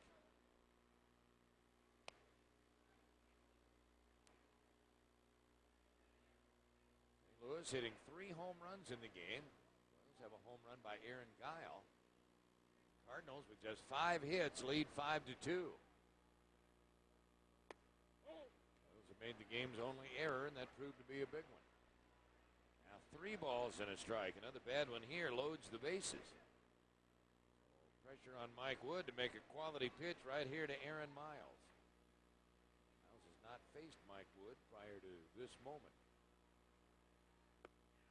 One right through there. Full count.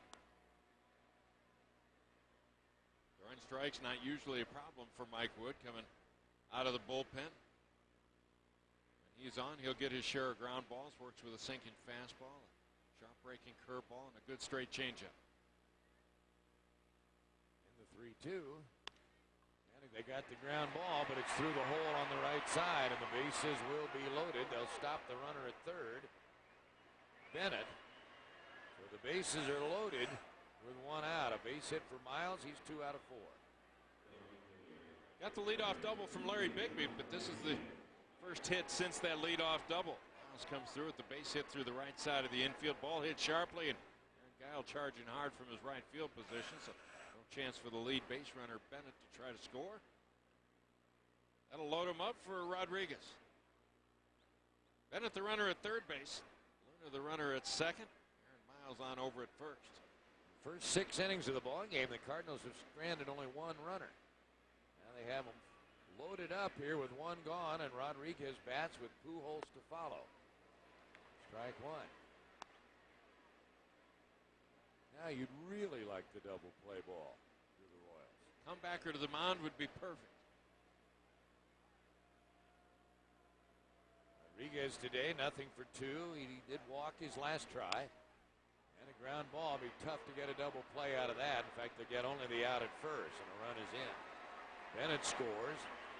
6-2 St. Louis. And Pujols is due up next. Well, no chance for 2. In fact, no chance to get one of the lead runners. Get an out, they get another run. First base is open, no sense in pitching to the guy. They can do too much damage. It'll be a free pass for Albert Pujols.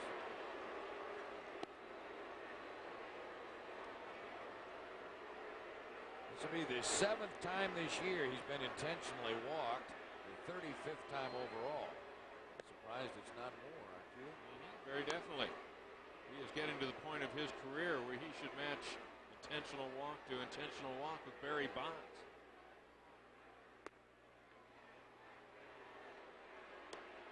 In fact, he's just 5th in the league, in the National League, walks received. So Cardinals again load the bases. That's the third walk of the inning. And Edmonds will be the batter, who is hitless in 3 tries, although he was robbed of not only a hit, but a home run by Emil Brown back in the 4th inning.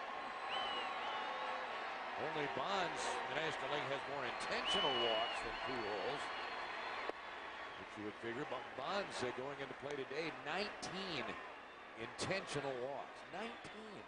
Pujols now has 7.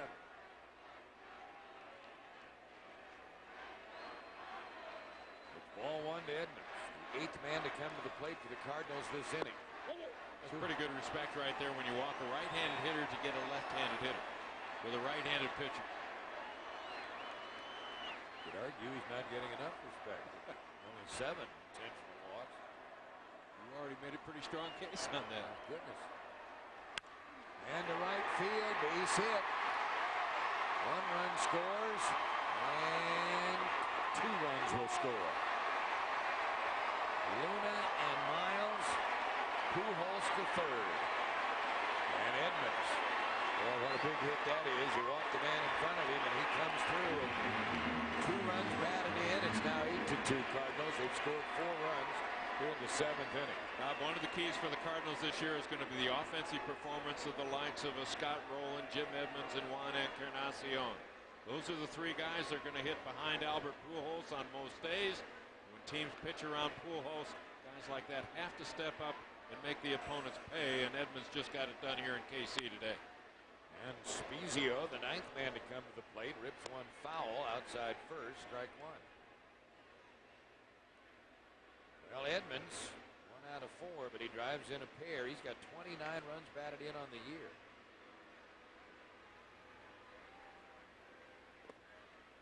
Ball and a strike here to Spezio. 0 for 2 with a walk and a run scored for Scott Spezio. Well, an error and 3 walks here in the inning. Cardinals push it out to a 6-run lead. They have 2 men in scoring position. Ball 2. Mike Wood, the 3rd Royals pitcher of the ball game. Ellerton went 6+. Cisco faced 3 batters. Not able to record an out. That's Mike Wood. And that ball launched to right field down the line. Into that corner, it's a foul ball. Even the count at 2-2.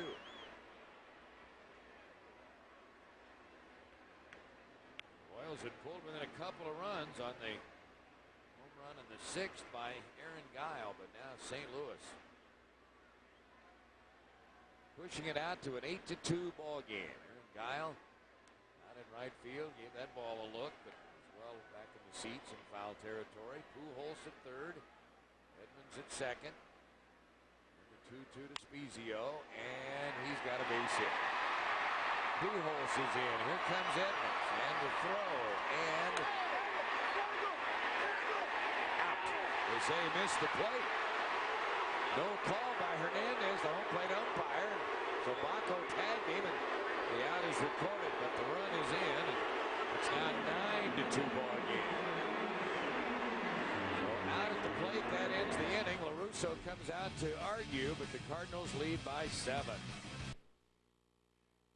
Royals make a nice defensive play to get out of that big top of the 7th inning. The Cardinals score 5 runs. Jim Edmonds trying to score on the throw from right field. Paul Baco gets that left shin guard down just in time to seal off home plate. You see Edmonds sliding around. The home plate umpire never made a call.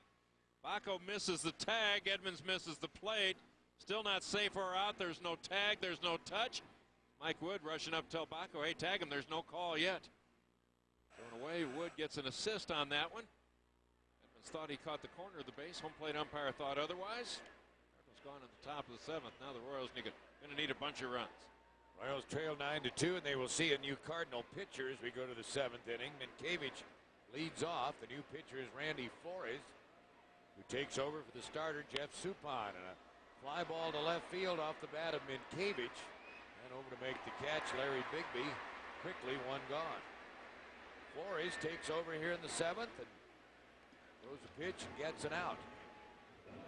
17th appearance. Pretty busy guy.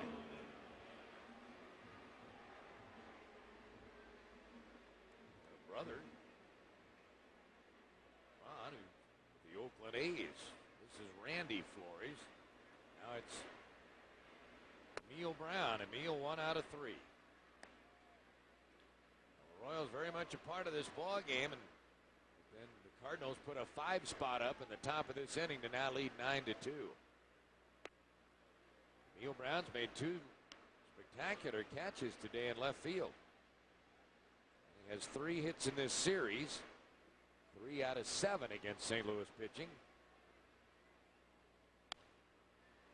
2 balls and a strike.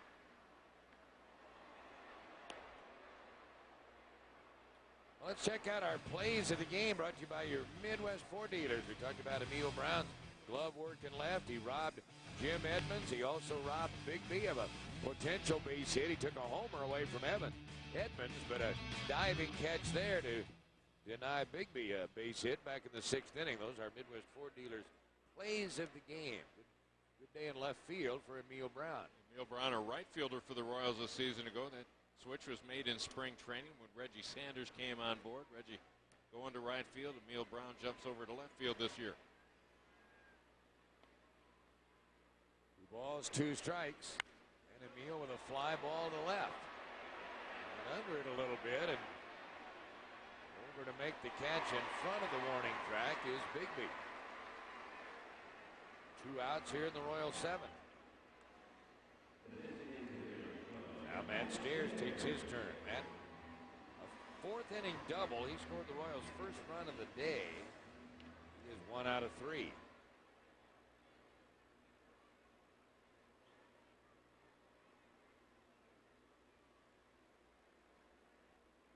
Matt Stairs bats with 2 out, nobody on. But inside. Stairs serving as the primary designated hitter right now, so in that role he has seen a few left-handed pitchers of late. Dealing with one right here. Stairs couldn't get any at-bats the first month of this season until the injury to Mike Sweeney. You mentioned getting some plate appearances against left-handed pitching. He struggled against the lefties so far this year, just 1 for 8. He was not at the Royals' last road trip, has been in uniform here this weekend, and not close to returning to the active roster. Stairs has a 2-out base hit. Matt 2 for 4 today. Just went with a pitch and lined it into center field. 2 for 4 for Stairs. Breaking ball right there, and Stairs just staying with it, covering the outside corner. No way to try to pull that pitch and get any kind of power on it. Take what that pitcher gives you. Gives a 2-out single to center. Now here's Baroa, nothing for 3. And hitless in the series. Ball strike there. Baroa somewhat astonished as he visits with Angel Hernandez.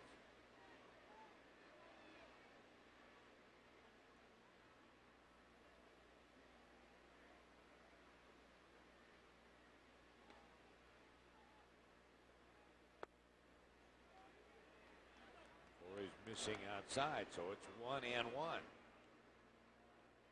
Baroa, a .233 average up to the moment. A couple of home runs. Given in 12 runs. And a little fly ball to center field. Edmonds shading his eyes. Dropped the ball.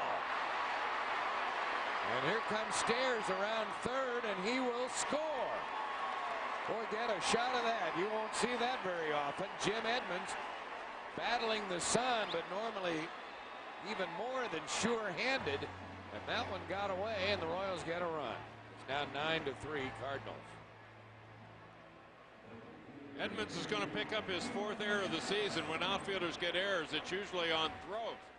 Trying to get a guy maybe taking an extra base, and any throws that get away are usually charged as errors to the outfielders. He fighting that sun all the way. We mentioned how the sun was going to be a factor all afternoon. Shades his eyes, tried to play it off to the side, saw it into the glove, but is unable to hold on.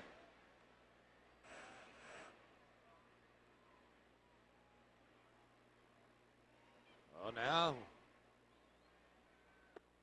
Aaron Guile will bat. They're not going to give Edmonds an error. They're going to call that a double. Double and an RBI for Baroa. Write it in pencil. And Guile down in the count 0-2.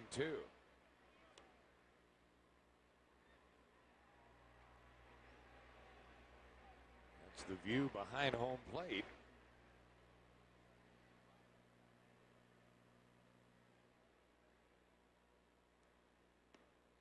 Two to Guile with a man at second, 2 out. He fights it off, a roller foul, still 0-2.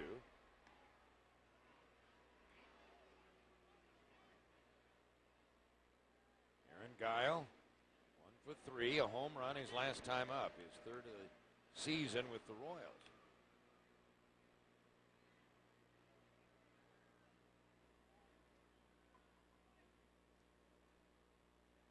And an 0-2 pitch.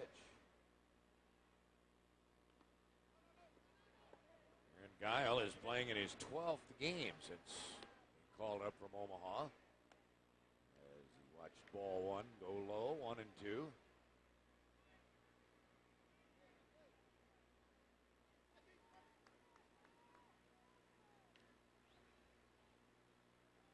Cardinals with 5 runs in the top of this inning. 9-3 the score, St. Louis. They bid for a weekend sweep. Royals in danger of being swept in their 3rd consecutive series. They were swept at Baltimore and at Cleveland. The count is evened out here, 2-2 to Aaron.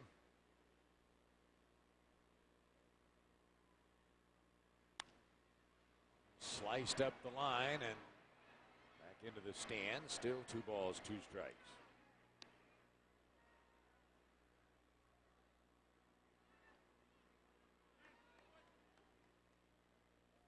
Now the Royals' only wins this year have come within their division.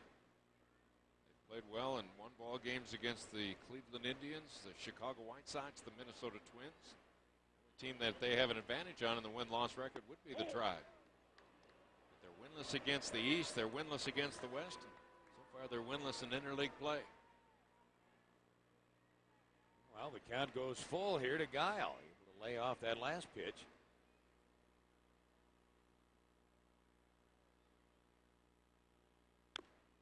A high chopper. Pujols unassisted. The inning is over. Royals get a run here in the bottom of the 7th. They still trail by 6. 9-3 St. Louis. On to the 8th inning here at Kauffman Stadium.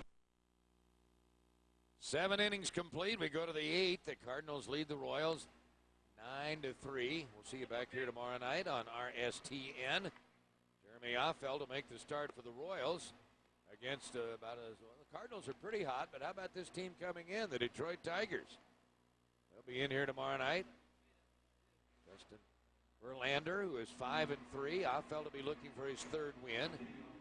Royals haven't seen Verlander yet. They've seen a lot of the Tiger starters, but no Verlander yet. He is the young, hard-throwing prospect, so we look forward to seeing him here tomorrow evening. Hopefully Jeremy Offel comes out with his good stuff and good command of it. Other pitchers the Tigers will run out in the series. How about Kenny Rogers, Jeremy Bonderman, and Mike Maroth? Kenny Rogers, the first player in the major leagues this year, the first pitcher to reach 7 wins. Here's Bigby hitting it sharply, but to Minkiewicz, who makes the play at first. 1 gone in the Cardinal 8th.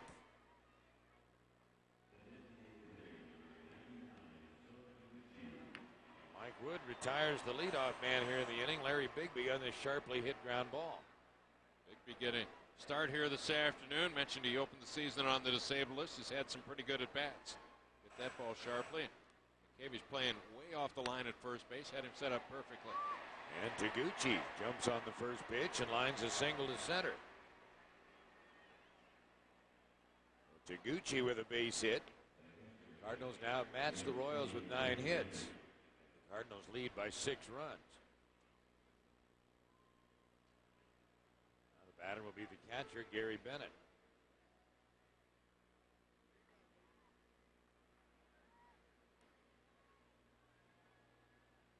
will go to St. Louis later on in interleague play. It'll be the weekend, the end of June, 1st of July.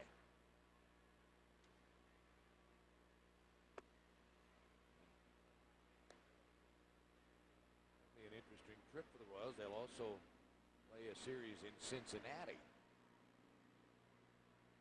Yep, I-70, be out on the road. 2 weeks of interleague play beginning that third weekend of June. Houston, Pittsburgh, Milwaukee, Cincinnati, St. Louis. Takes you into the 4th of July. A couple weeks of interleague play. This is an extra weekend with the matchup with the Cardinals. And it pounds one to left. Emil cannot get this one. It's in for a base hit. So back-to-back hits, Taguchi and Bennett after the sharply hit ground ball out by Bigby. Had some pretty good hacks here in the 8th inning. 2 on, 1 out for the Cards. Check out the lower third of the Cardinals batting order today and what they have done. The 7th spot in the order has a couple base hits, including a 2-run home run. Bennett, the catcher's been on a couple times. Hector Luna, a home run, a walk, and a run scored. Luna ready to hit again. Emil may not have gotten a good read on that ball. He took a step back as the ball was hit. May have cost him an opportunity to make that catch. So it's a base hit, and Cardinals now 10 hits in the game, and here's Luna. A homer and a walk, 2 runs scored. He's had a good ball game. Not hit sharply. Baroa gets the out at second. No chance to turn the double play. Then it goes in hard at second base. The man Taguchi ends up at third. Fielders don't like it when you got a whole lot of men on base. There's simply too much traffic out there, too many things going on. Tougher to lock in on those ground balls, but Baroa to Blanco for one. No chance for the relay.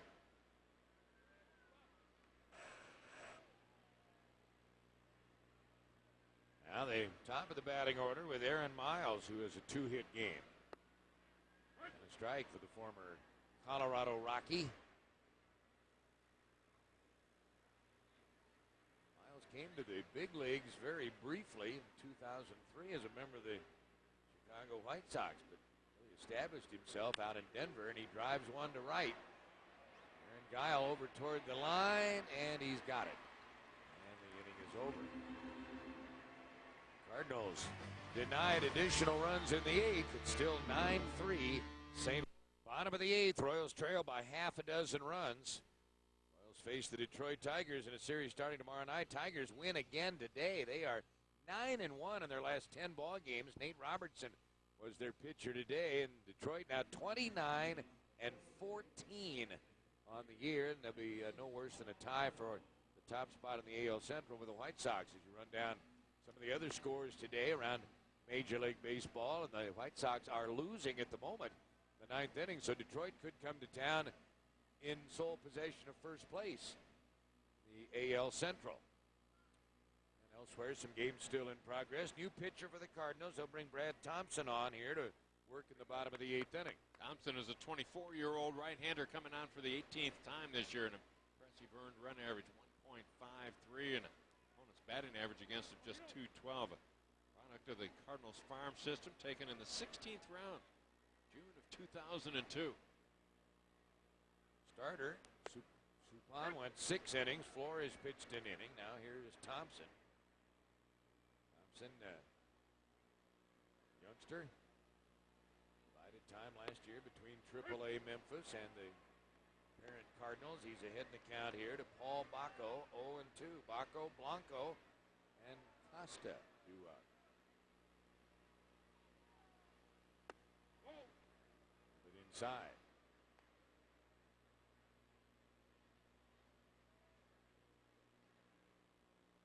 Bacco today has a hit, 1 out of 3 on an RBI. And he strikes out. That's how the bottom of the 8th unfolds. Thompson records the strikeout. Bacco strikes out for the second time this afternoon, 17th strikeout of the year in 45 plate appearances, better than 1 strikeout every 3 trips to the dish. To cut down on that a little bit. It's been one of the problems the Royals have had this year. Here's Andres Blanco. has a double on his resume today, 1 for 3. So robbed on a great catch in left field by Bigby. Was actually in foul territory. And a nice play by Pujols at first base. Bid for a base hit up the line by Blanco, but Pujols had him played just right. 2 out. Simply been in the right place all weekend long. Whether it's out there at first base, doesn't seem like anything has gotten by him in 3 games. The right guy in the batter's box when the Cardinals got things going.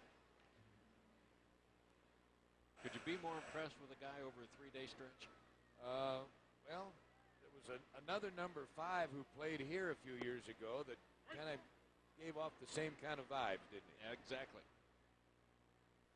Got to think the way he's going right now, there won't be anybody in St. Louis wearing the number 5 when he's done. Toss to the batter with 2 out, nobody on. Cardinals will stay on the road. In fact, this series just really starts a road trip for them. They're headed to the West Coast. Pujols and his mates will be in San Francisco and then San Diego. Another fielding chance for Albert. And 1, 2, 3, down go the Royals in the bottom of the 8th. On to the 9th. Cardinals in control, 9-3. Pujols second man. Cardinals a 9-3 lead as they bid for the 3-game sweep here at Kauffman Stadium. We go to the 9th, and Jimmy Gobble will come out of the bullpen and take over for Kansas City. Jimmy's been pretty solid in relief over the last 2 or 3 weeks. Seems to be getting more settled in that role. 16th appearance this year. No decisions to this point. 17 strikeouts, 8 walks, but good ratio, as I mentioned, over the last 2 or 3 weeks. Starting to throw harder. Starting to have more of an effective breaking ball, especially to the left-handed hitters. So it's Jimmy Gobble, and due up for the Cardinals, John Rodriguez, Albert Pujols, Jim Edmonds. Cardinals with a 3-run 5th and then a 5-run 7th. There's Pujols awaiting his next plate appearance. Ball 1 is thrown to Rodriguez, who is 0 for 3 with a walk.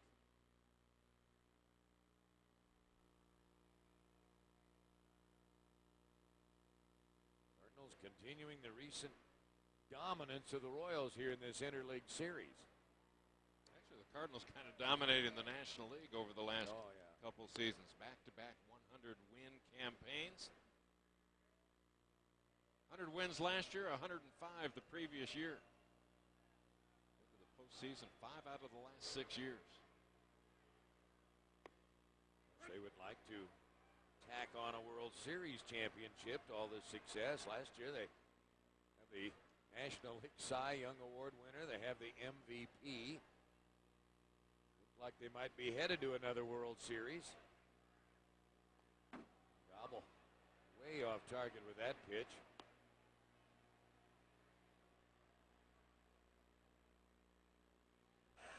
Talk about a breaking ball getting away from a guy. Not close to the inside corner, not close to even hitting the left-handed hitter.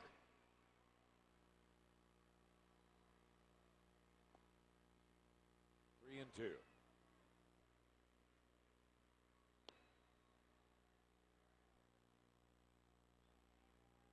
Jimmy Gobble working here in the 9th inning. Tigers are in tomorrow night, Tuesday night, Wednesday night, and a day game Thursday.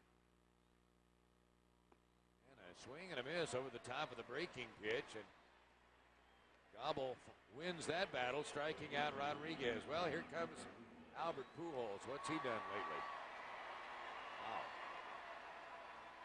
What an April he had. What a May he's having. Look at all those accomplishments. Here he is for another appearance here in Kansas City. Went to high school. College. And don't think he's going to be giving away this at bat either.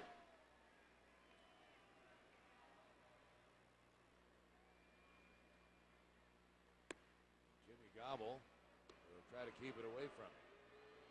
They walked Pujols intentionally in the last time up in the 7th. The Cardinals batted around and scored 5.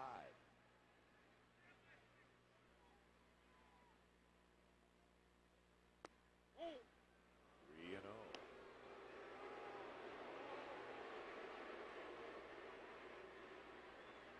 Pujols with a fourth-inning home run. He's homered in each game of this series.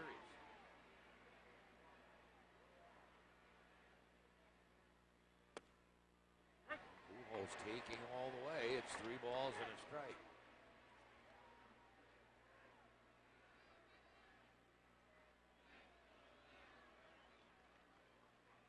He won't be taking this one if it's to his liking. Out of the zone. 1-out walk.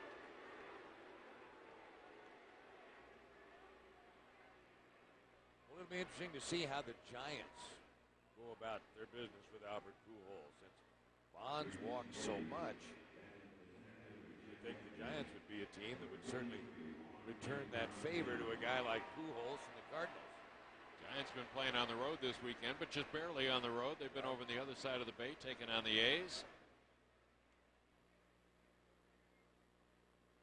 Now here is Juan Encarnacion has come out to hit for Edmonds. Encarnacion, who's been playing right field for the Cardinals this year.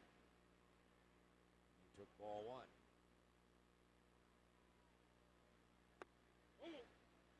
Baco's going to have a word with Gobble. 1 on, 1 out here in the ninth. Cardinals up by half a dozen. Cardinals won Friday 9-6. They lead here 9-3. Last night it was a 4-2 Cardinal victory.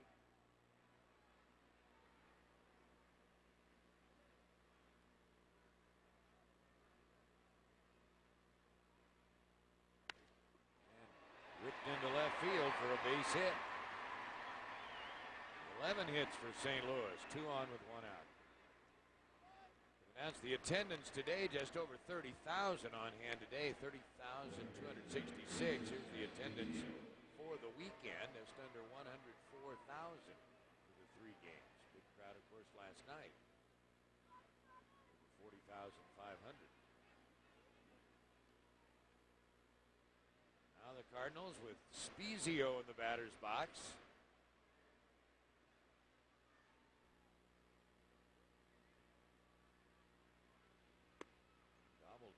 Upstairs. You mentioned Jimmy's been pretty sharp in recent appearances. Does not appear to be all that sharp so far in this 9th inning. You get the strikeout on a 3-2 pitch with Rodriguez, but had a couple of pitches well out of the strike zone, then a walk, and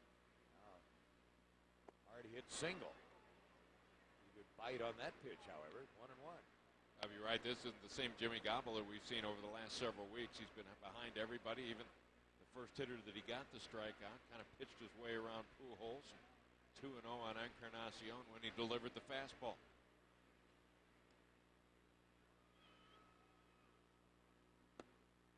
Way high. Those jumped to leads in the earlier ball games, but that was not the case today. They did have the game tied early at 1-1, but Cardinals with 2 big innings today. 6-run advantage as they look for more here in the ninth. Now 2-2 to Spezio, who with his 7th inning base hit has a 4-game hitting streak.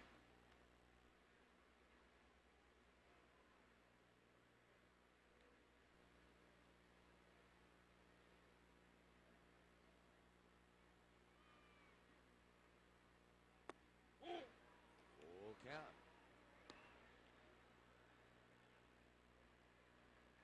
Pitch missed the zone, so now 3-2 here with 2 on, 1 out. Cardinals have 11 hits, including 3 that have left the ballpark. And the bases are loaded. Most of the pitches that Gobble has missed with here in this inning have been down out of the strike zone. That's something you can adjust a little bit more easily than if you're wild other places. And Albert Pujols, the Royals pitching coach, on his way to the mound. Spezio stayed in the batter's box, then talked to the home plate umpire, and then apparently got the news that it was ball 4. So the bases are loaded as McClure goes out to talk to Gobble and Baco.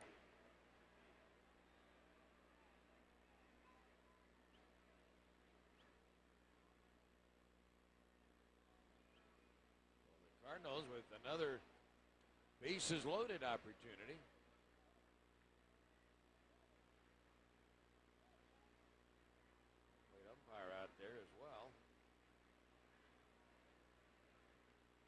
Bigby is the next man due up for St. Louis.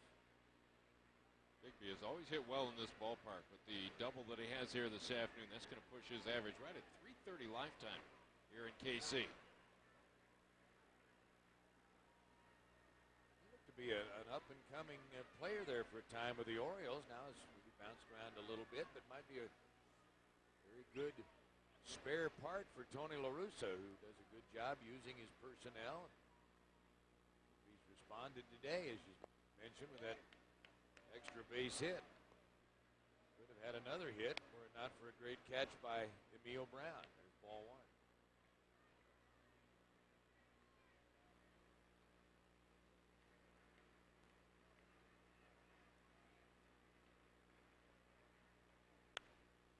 Ball and a strike. Be a product of Ball State, born in Hobart, Indiana. Split time last year between the Orioles and the Rockies. Now here in the St. Louis Cardinals.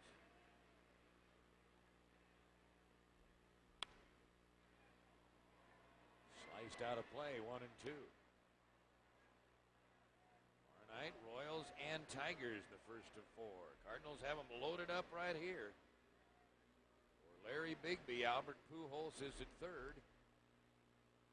He drew a walk.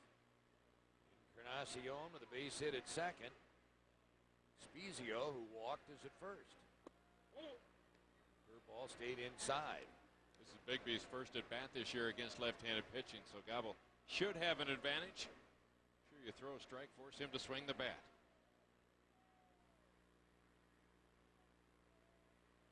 It's a 2-2 pitch. Got him looking. And the second out has been recorded. 2 strikeouts in the inning for Gobble. Bases remain loaded for Taguchi as you get another look at strike 3. Gobble moves a pretty nice pitch across at the knees. Bigby looking for something up. It's a little bit easier for a left-handed hitter to reach something up in the strike zone against a left-handed pitcher. Gobble pushed him well at the knees right there, put him away. Not only at the knees, but also to the outside corner. Bigby couldn't go out and get it. See if Jimmy can salvage the inning and get this third out, prevent any damage. Something positive from this appearance. He's had a little control problem in this inning and walked 2 batters, given up a hit, but he's also struck out Rodriguez and now Bigby. Quickly down to the count, 1-0 here to So Taguchi.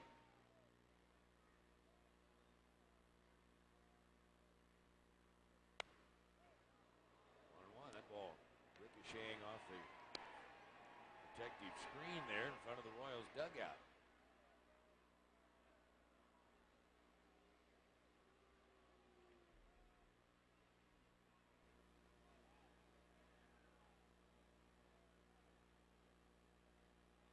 Bases loaded with 2 out here for St. Louis in the ninth.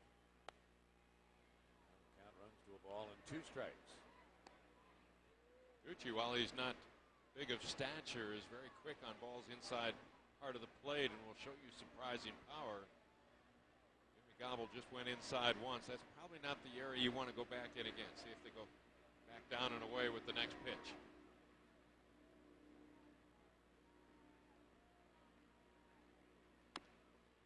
Down with a pitch and a slow bouncer. Going to be a tough play and no play. Malenko tried it with a bare hand and couldn't come up with it, and the run is in. 10-3 St. Louis. It'll be an infield hit for Taguchi. Boy, Gobble made a pretty good pitch there, but does not get the out. Well, Taguchi's a good contact hitter. Really slowed his bat speed down, trying to catch up with that curveball. Blanco might have had a little bit more time to make that play to first base. Putting a glove on it as well, but in his mind, he thought he had to hurry, so you take the only chance that you've got. Pujols scores from third base. Taguchi will pick up an RBI and that little chopper over the mound. Now a strike thrown to Gary Bennett, the Cardinal catcher today, who is 1 for 3 with a walk and a run scored.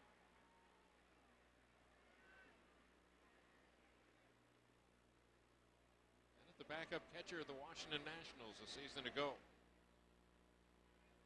6 teams in the last 5 years for him. Sometimes those backup catchers are well traveled. Right.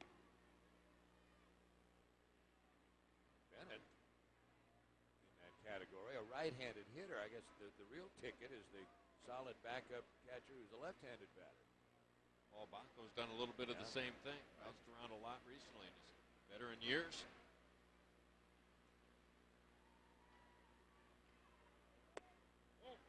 Well inside, ball one. Bacco with his 8th team in the last 9 years for the Royals.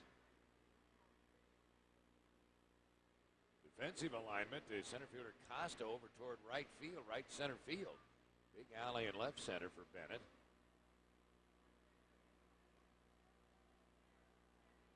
And he went around. He did. That's a strikeout, inning over. But Cardinals tack on another run. They leave them loaded. They've left 7 for the ball game. But St. Louis goes to the bottom of the 9th with a commanding 10-3 lead as they look to complete a 3-game sweep here in 9th. Cardinals lead 10-3. Taguchi will enter the ball game defensively. He'll go out and play center field since Edmonds came out of the game. And Rodriguez is moved over to left field. I beg your pardon. He is still in right. Encarnacion will be in left field.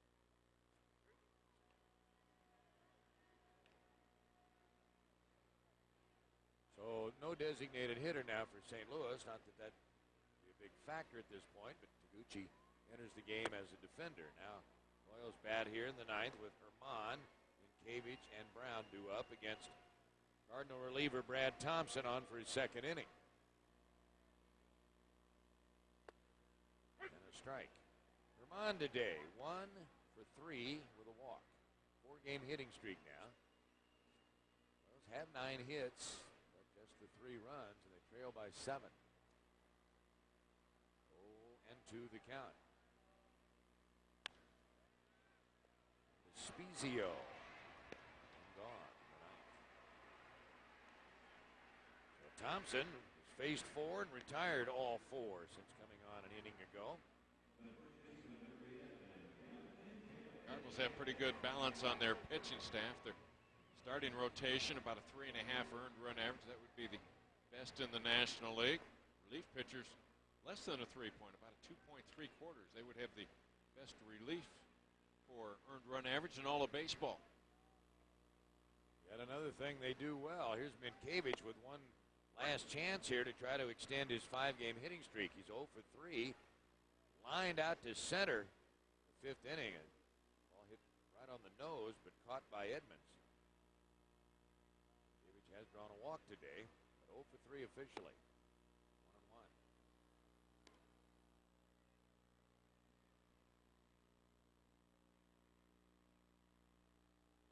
Series drawing just under 104,000.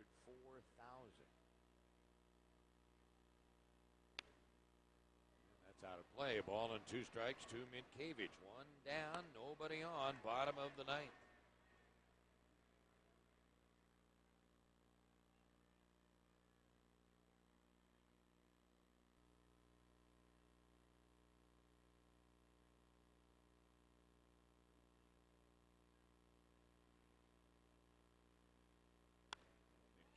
Pulls it foul.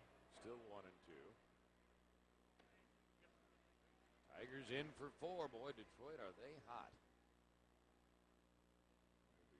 9-1 in their last 10 games. Everything working well for the Tigers early on this year. They were hopeful the middle 3 in their lineup would have good years. The only one who's kind of fallen off the radar screen a little bit is Dimitri Young. He's still bothered by a sore right quadriceps. He was on the disabled list a couple weeks ago when we were in Motown. 2 down here in the 9th. Minkevich collared in 4 official at-bats. Sees his hitting streak stymied today. Now here is Emil Brown.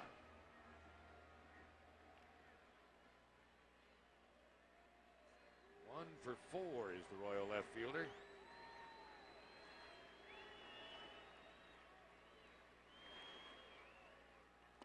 Ball 1. Well, the Tigers becoming quite a story in Major League Baseball with their remarkable turnaround thus far this season, battling the White Sox for the top spot in the Central Division.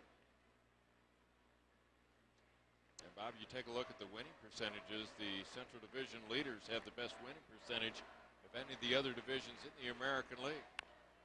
Red Sox are 10 games over 500. The Oakland A's out west, along with the Texas Rangers, just a couple games over 500. Chicago, Detroit coming into play 14 games over 500. So the fastest pace in the American League is in the American League Central.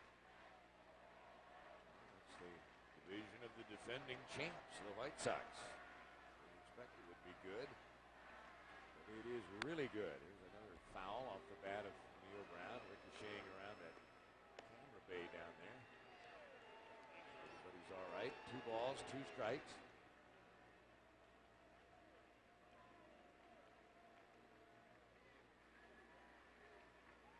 Neil Brown, 2 gone here in the 9th inning. And a little flare, and it is going to be a base hit. Well, Neil Brown has a 2-hit game. He's at first with 2 gone. Royals' 10th hit of the afternoon. Well, no chance right there for Luna. This ball drops in no man's land, short left center field. Neither the center fielder Taguchi can come in and make the play, or Luna retreating to the outfield. So a 2-out single for Emil Brown. The characteristics of this Royals team, the first few weeks of the season, battling down to the end, nobody giving away at bats. That's something Buddy Bill instilled early in spring training. Foul ball, strike 1 for Matt Stairs. Shift on with the 3 infielders to the first base side. Stairs today a double and a single, 2 out of 4. The defensive positioning by the Cardinals for Matt Stairs. Stairs takes inside and down to second goes Emil Brown. They were not holding him on over at first.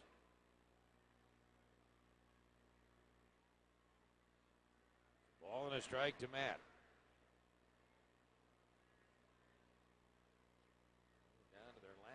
Here in this ball game.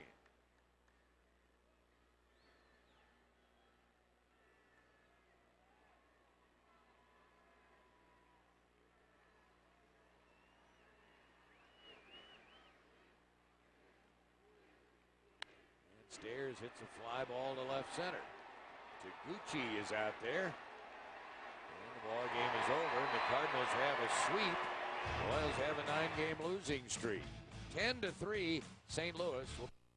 Well, the Cardinals have completed the 3-game sweep for the Royals, pounding out a 10-3 decision today. St. Louis with 3 runs in the 5th, a big 5-run 7th inning. They hit 3 home runs, including the 3rd of the series for Albert Pujols, and you have to be pretty impressed with this St. Louis Cardinal ball club. This is a solid ball club from top to bottom as far as their position players go, and as far as their pitching staff. It's one of the best balance-wise in the National League, if not all of baseball. Looks like they're probably going to win their division. The odds-on favorite to go ahead and win the National League. They were impressive here this weekend. So the Cardinals win 3. The Royals have dropped 9 in a row, and it doesn't get any easier because a very, very hot American League ball club, the Detroit Tigers, in starting a 4-game series tomorrow night. The Royals have seen them quite a bit already this season. Should have a good feel for what the Tigers do. Hope to see you at the ballpark tomorrow night. Royals and Tigers, 7:10, 7 o'clock for a telecast. 10-3, St. Louis wins today. For Paul Splittorff, Bob Davis saying good afternoon.